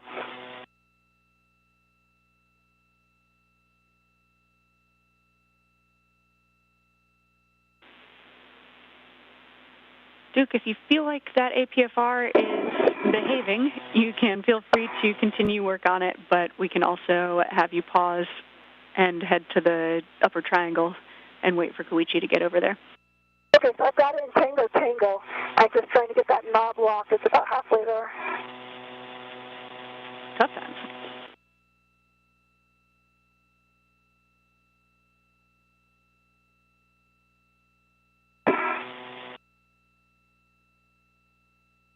So as we regain video back from the International Space Station. Is that on? Do you have the heck of you? Affirm, we've got a heck of you, and copy the MLI. Okay. The next is the heck scan from the bracket. Copy. The MLI over the collar bolts is just out of our view in your HECA right now. So if you can reposition just a smidge, we'll take a look, but we'll also just trust your eyes on whether that's covering the collar bolts. Do you see the view? Let me know which direction I need to move. Yeah, you look great there, Koichi. We can have you head to the mounting bracket, check that it's clear of MLI, and you'll probably have an even better view from over there. Copy that. yaw of 12 full of Foxtrot. That pitch knob is about halfway there, and it's stuck. So when I get to tool, I'll use the tool. But I'm going to start working on the triangle right now. Copy that plan, Duke. We like it. So we've got Tango, Tango, Fox 12. Those are good settings, but the pitch knob is still not back out. And I like the plan to start working on the triangle. We'll come back with the tool.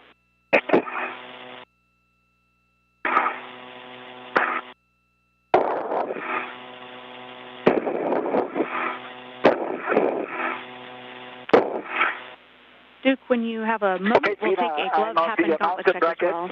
Copy, Koichi. Okay, so I'm on the mountain brackets. You have a good view? Checking, Koichi.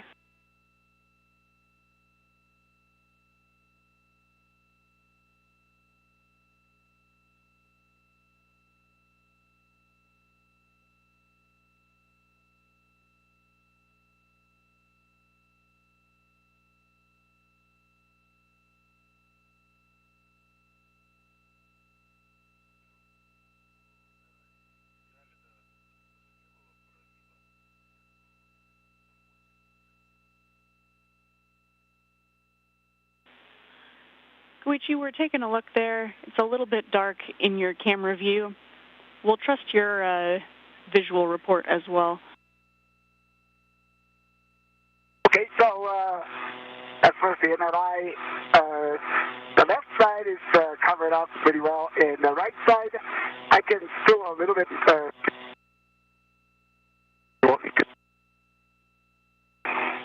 It's covering the color bolt area, and there's still some gap, and I can cinch it down a little firmly down.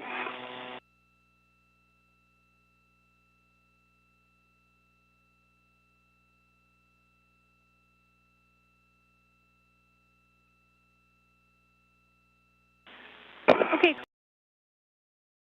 You're ahead of the timeline right now, so we'll use this time to have you go over and adjust that MLI. Just take care of whatever gap you see.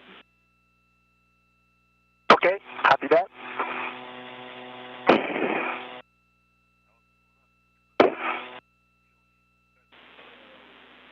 And Koichi Wakata is still working on the 1B site. He's going to take some time. That white fabric that's on the outside of these struts, just make sure that's nice and tight.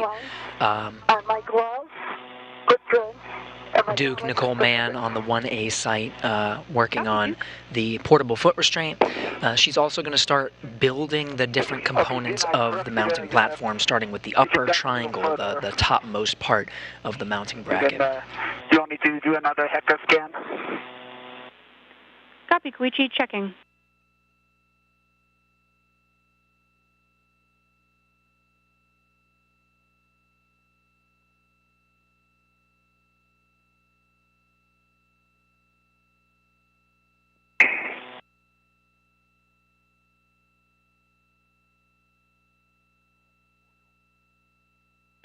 Okay, I'm already there, and mountain brackets, and I don't know if you can see the heck of view, but now the MLI is covering.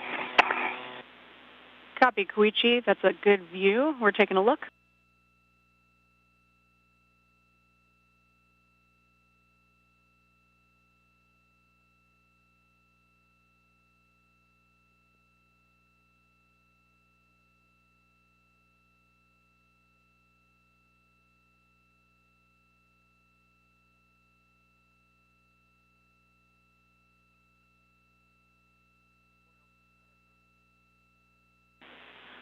Okay, Koichi, we're taking a look, and we see a flap of MLI open on the telescoping end of the strut. If you see that as well, we'll have you go over and see if you can get that to close with the Velcro. Is that on the right side? Affirm, Koichi. Copy that. In work.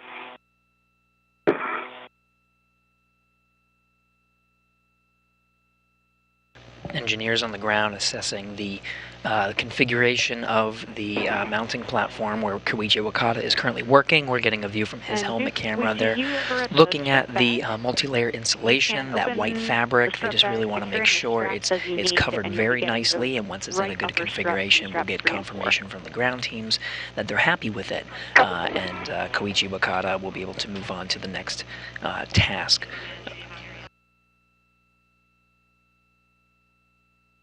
Okay, Zena, I don't know if you can see my HECA view, but I used this integrated wire tie to secure this little bit open MLI. Does it look good to you? That looks beautiful, Koichi. We really like that. With that, we can have you depart this worksite, and you'll be translating over to 1 Alpha. Copy that. Translating to 1 Alpha. That's perfect. You'll head to the IEA via that right lower strut. Minimize translation on the mid strut if you can, and then you'll be going inboard on the S6 IEA. At the inboard edge, cross to the non-radiator side. Copy.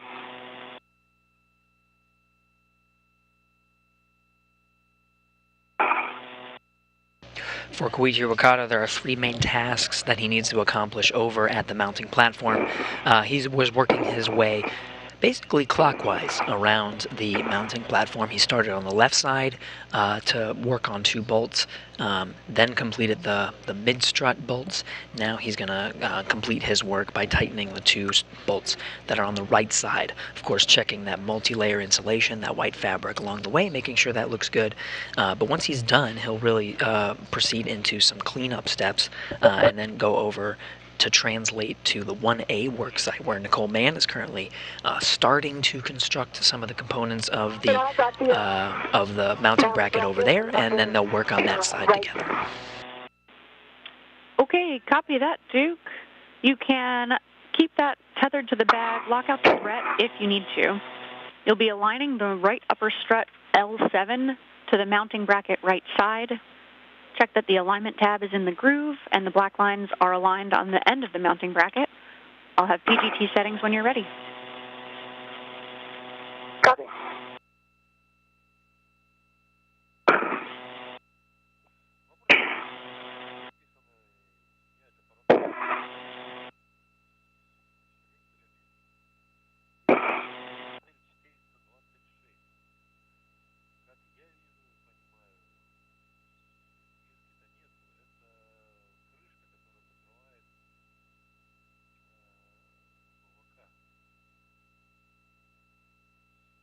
So over on the 1A channel, Duke is building the mounting bracket. You can see from this graphic right here what that's going to look like. So that upper part with the sort of pinkish purple part is the upper triangle. She's right now building that first. So she's getting a head start on there, and it's going to attach to what's called the mast canister. That's that greenish, bluish soda can looking structure.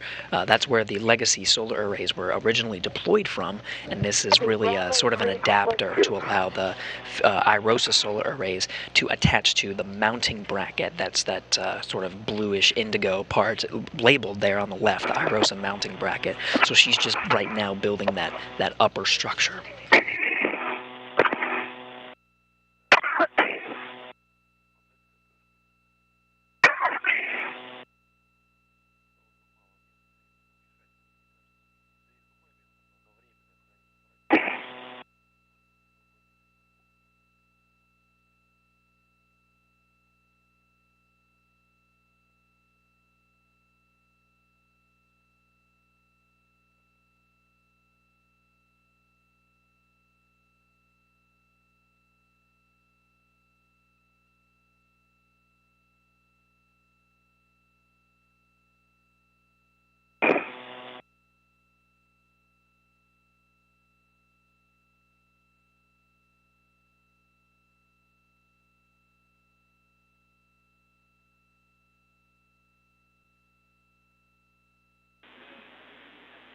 Hey, Koichi, if you can pause right there, you'll be following your safety tether back inboard to the 1 Alpha work site. We see you not quite translating in the right path. Okay, it looks like it's on, if the tether is on to my left. That's what I was following it. But, you see that? Yeah, I do see that. So on the inboard edge of the IEA, we would have you cross back over to the non-radiator side. You can also follow the handrails that are in front of you to the other side of the IEA. Copy that.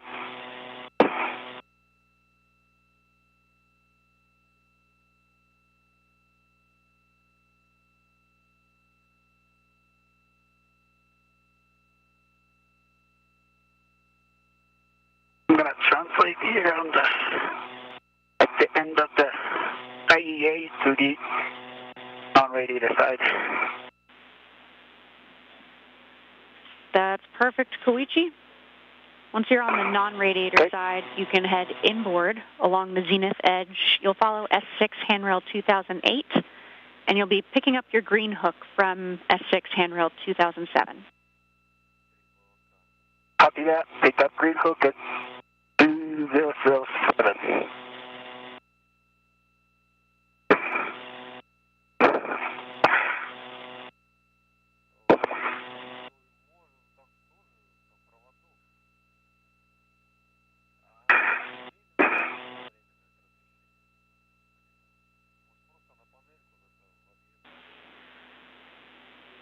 And Duke, just checking, I didn't hear the PGT settings. The PGT is a Bravo 3 clockwise 2, and just working on M14 here. Perfect. Okay, we're expecting approximately 4 turns on M13 and M14. This is not to torque yet. Copy, 4 turns. Okay, Duke, now I see you.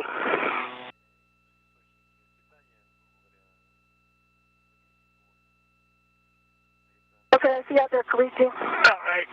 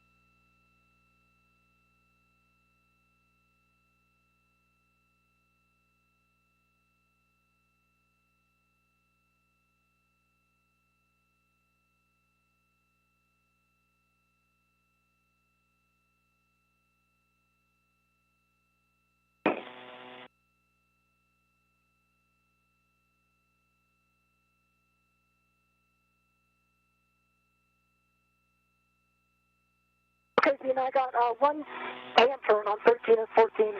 Moving on to the PGT for 3 more. Okay, copy. 1 hand turn on M13 and M14.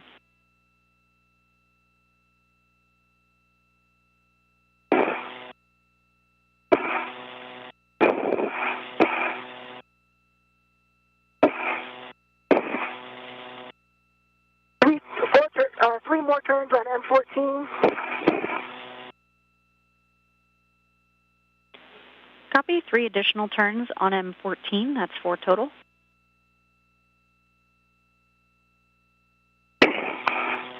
Okay, Zena, I picked up the green hook, and I'm translating.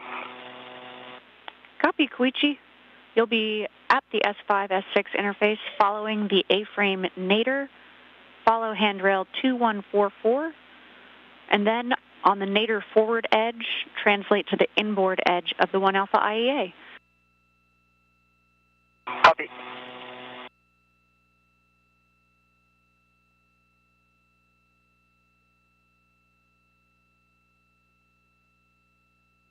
Okay, Zena, I'm moving on to upper left to center pad.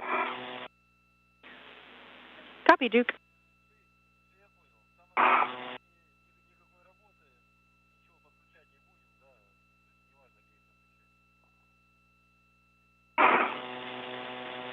And Duke, those are straps 1 and 2 for the left upper. And I'll have PGT settings, new settings when you're ready.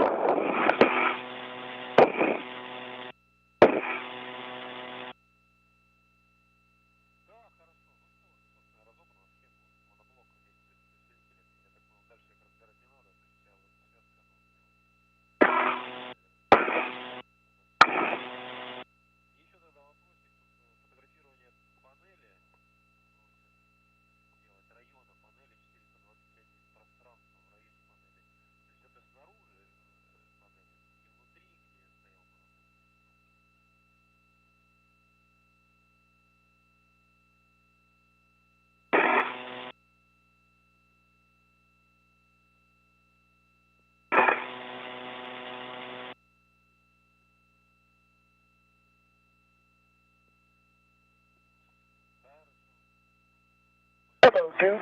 Hey, Koichi. I've got upper right on the center triangle. I'm going to work on the center pad now. Okay, copy. But if you want, that pitch knob was giving me a hard time. Pitch knob, okay. You want to give it a try, Okay. or try the tool? All the settings are correct. Okay, I'll try that. Thank you. That sounds like Tango to Papa, right? No, the pitch is already set, Koichi. It just needs to be locked. Locked. Okay, copy. Yeah, good coordination for both of you. Koichi, if you do want to grab the Crowfoot tool, that's D-Ring Hotel in the strut bag, you'll need the ratchet wrench as well. Also, Duke, if it would help you to have an extra pair of hands, you can work together on the upper triangle, and then we'll go back to the APFR. I recommend Koichi work through the APFR since he's right there. Copy. That sounds good to us. And yeah, Duke, we concur that all of the settings are correct. We just want that pitch knob in the lock position. And if you need the tool, Koichi, I can hand it to you. Okay, let me try first without it, and then if it doesn't work, I'll get it. So I got it about halfway there. Okay. So to catch up on the procedures for today, Koichi Wakata did tighten some of the bolts on the struts on the 1B side. He's going to go over and help Nicole Mann just for a little bit. They're going to split up the tasks on the 1A side. Nicole Mann, call sign Duke, is going to continue to work on that upper triangle, which is the top section of the full mounting platform that's going to be installed on the 1A mast canister as part of today's spacewalk. In the meantime, Koichi Wakata over on the 1A work site. They're over there together now. Koichi will work on the continue to work on that foot restraint, which Nicole Mann will enter later as part of accessing those different parts of the mounting platform. So the two of them are over on the 1A work site now. That's 14. Copy. Additional 3. That's 4 turns total. Thank you.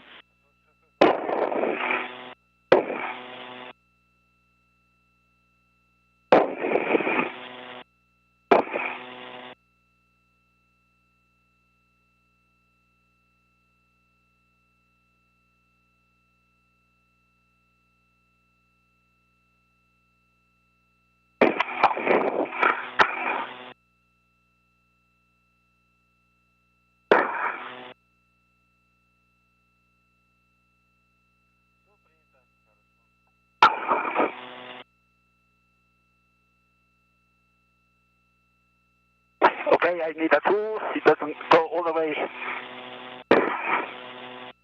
I'll get a tool, Duke.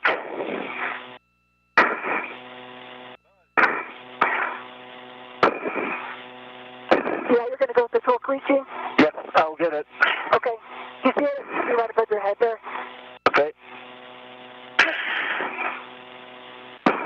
Houston copies.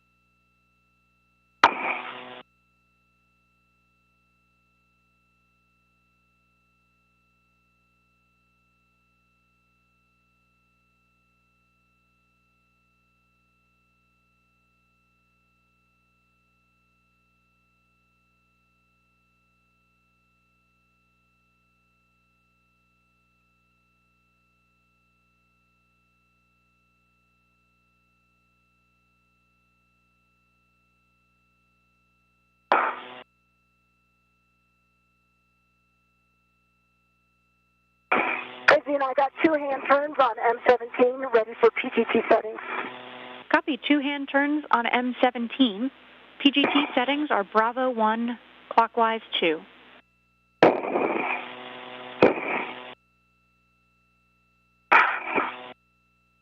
Bravo 1, clockwise 2.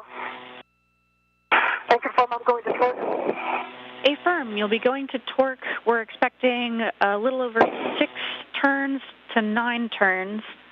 So that'll be about 4 or 5 to 7 turns additional to the 2 that you got by hand. And checking as well for black line flush.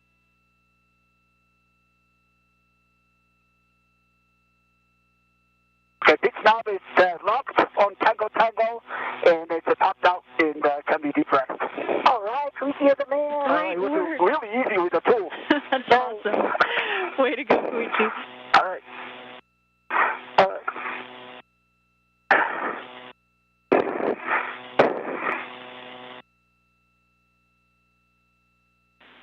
All right, Koichi will have you stow that put tool back in the strut bag, and then you can assist Duke with that upper triangle. Copy that. Tool is already stowed in the strut bag. I'm going to assist Duke. You are the man. Trying. The Duke is the man. We love it. With one more and... Koichi Wakata able to work with that pesky APFR, the portable foot restraint. Now the settings on that portable foot restraint are complete, so he'll join Nicole Mann, call sign Duke, to continue assembling that upper triangle of the mounting platform that they're going to install on the 1A channel.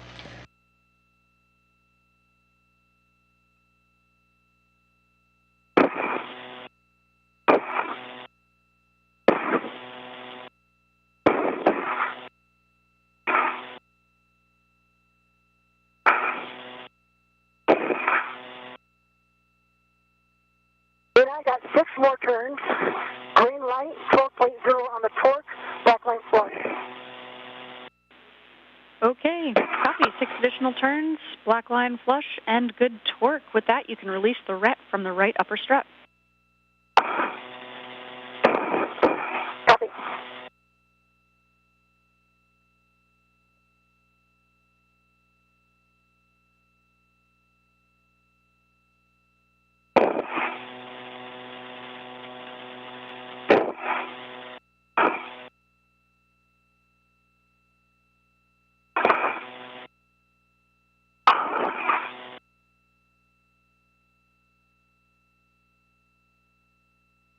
Okay, right upper strut, Brett is back to the bag. I'm working on pit pin and MLI in the center pass. Copy, Duke.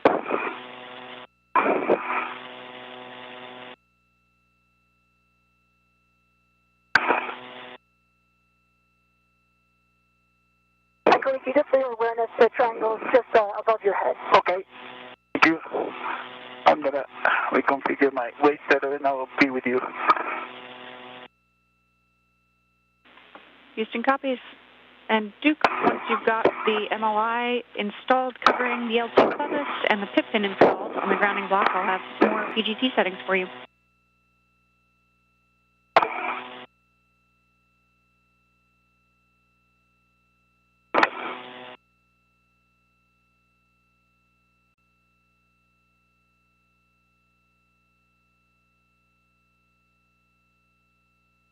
Okay, Duke.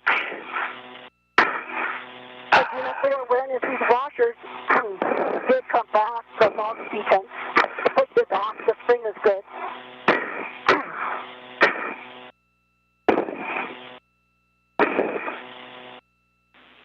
Duke, we copy.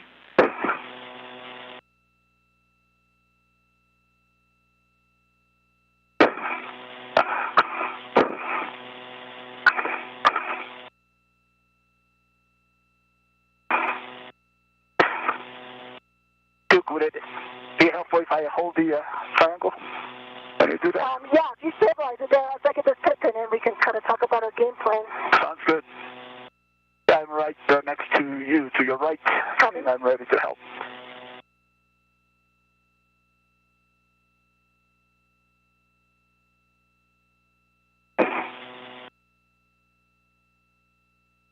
Okay, pit pin is installed. Koichi, how about I rotate the center pad to you? Okay.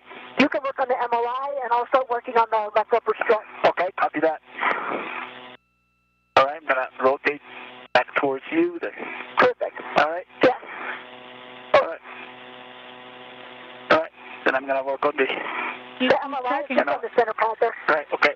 And heads up, guys, we've got about a minute until a 2-minute LOS. So, Duke, when you're ready, I can give you PGT settings and a couple steps to work on. Okay, go ahead with the PGT settings. Bravo 3, clockwise 2. Bravo 3, clockwise 2. I'm going to do 4 turns on one, torque on the next, and then torque on back on the original. Yeah, you got it. And just check for black line flush on both of those once you torque them. Okay, copy.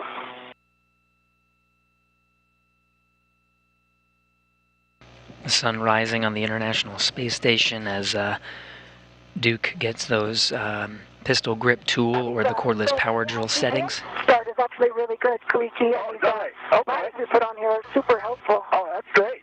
So that's good. Yeah. Them working together is making the build of that upper triangle of the mounting platform a little bit easier. They were able to build the handover. We are expecting to lose communication, just video and audio very briefly soon.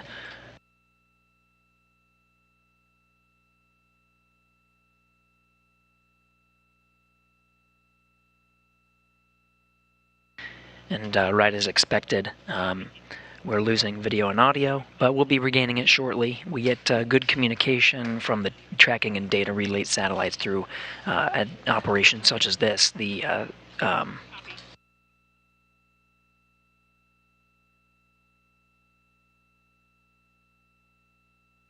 Though this is a larger gap in communication, so you'll notice a lot of folks in the room taking a bio break. The gaps are relatively short through a dynamic operation, but this is one of the longer ones, so it gives the team an opportunity to take a break. We'll get back to the action pretty soon.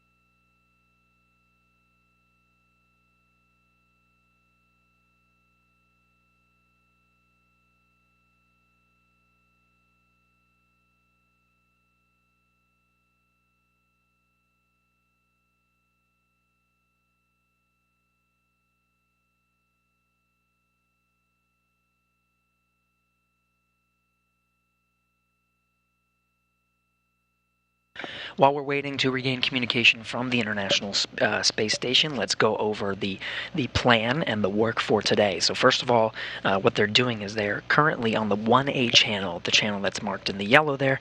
They are constructing a modification kit for future IROSA solar arrays, International Space Station rollout solar arrays. There are 4 that are installed in the International Space Station so far. That is all of the channels marked in blue, and then the green, the mounting hardware, that mounting platform was complete, but we saw Koichi Wakata tighten some of the bolts on the struts to make sure that that's ready to receive an IROSA later this summer. But the 2 of them now are over on the 1A channel, and they are working on the modification kit. Now, this is really a modification to the original mast canister. That's that light blue, kind of greenish tin can-looking structure. That had a legacy solar arrays, and they are building those struts that are going to house soon the International Space Station rollout solar array on that mounting bracket that you see there in the graphic. So they're building that top portion right now, the upper triangle. That requires a cordless power drill to secure some of the bolts in place. All of these different components, as you see them now, are transported through a bag, and that bag has been transported over to their work site. You can see some of the upper struts, some of those components, they had to take them out. All of them are marked so they know which pieces are which, and right now they are putting them together to build the upper triangle. This is not the first time we've done it, so we do have graphics from previous spacewalks. You can see there on the right, that is a fully constructed modification kit. That's what it looks like. And then here's from a previous spacewalk, 2 spacewalkers actually installing the rollout solar arrays. Once it's installed, it unfolds just like you see there, and it's called a rollout solar array for a reason. It rolls out and covers the bottom portion of the legacy solar arrays, but it generates an incredible amount of power. And so far, 4 have been installed and are performing very well. So what they're doing now is they're creating the modification kit for those another pair of solar arrays that are going to be delivered to the International Space Station later in the summer. We're now regaining video and audio from the International Space Station, so let's go back to the action, where Koichi and Duke are both continuing to work on constructing that modification kit.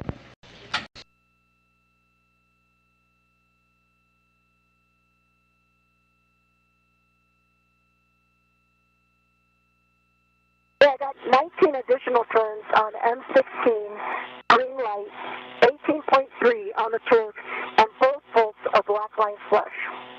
Okay, 19 additional turns, green light, 18.3, and both are black line flush. So, Koichi, if I hand you this PGT, there's 2 bolts right in front of you. Okay, copy that. 13 and 14, those are next. Okay.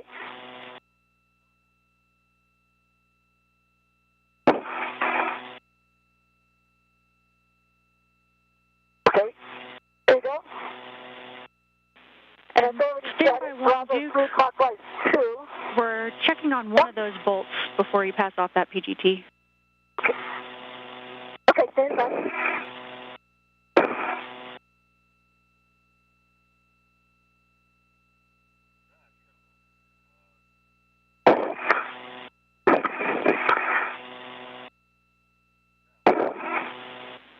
Duke, for M15, did you do any hand turns to start?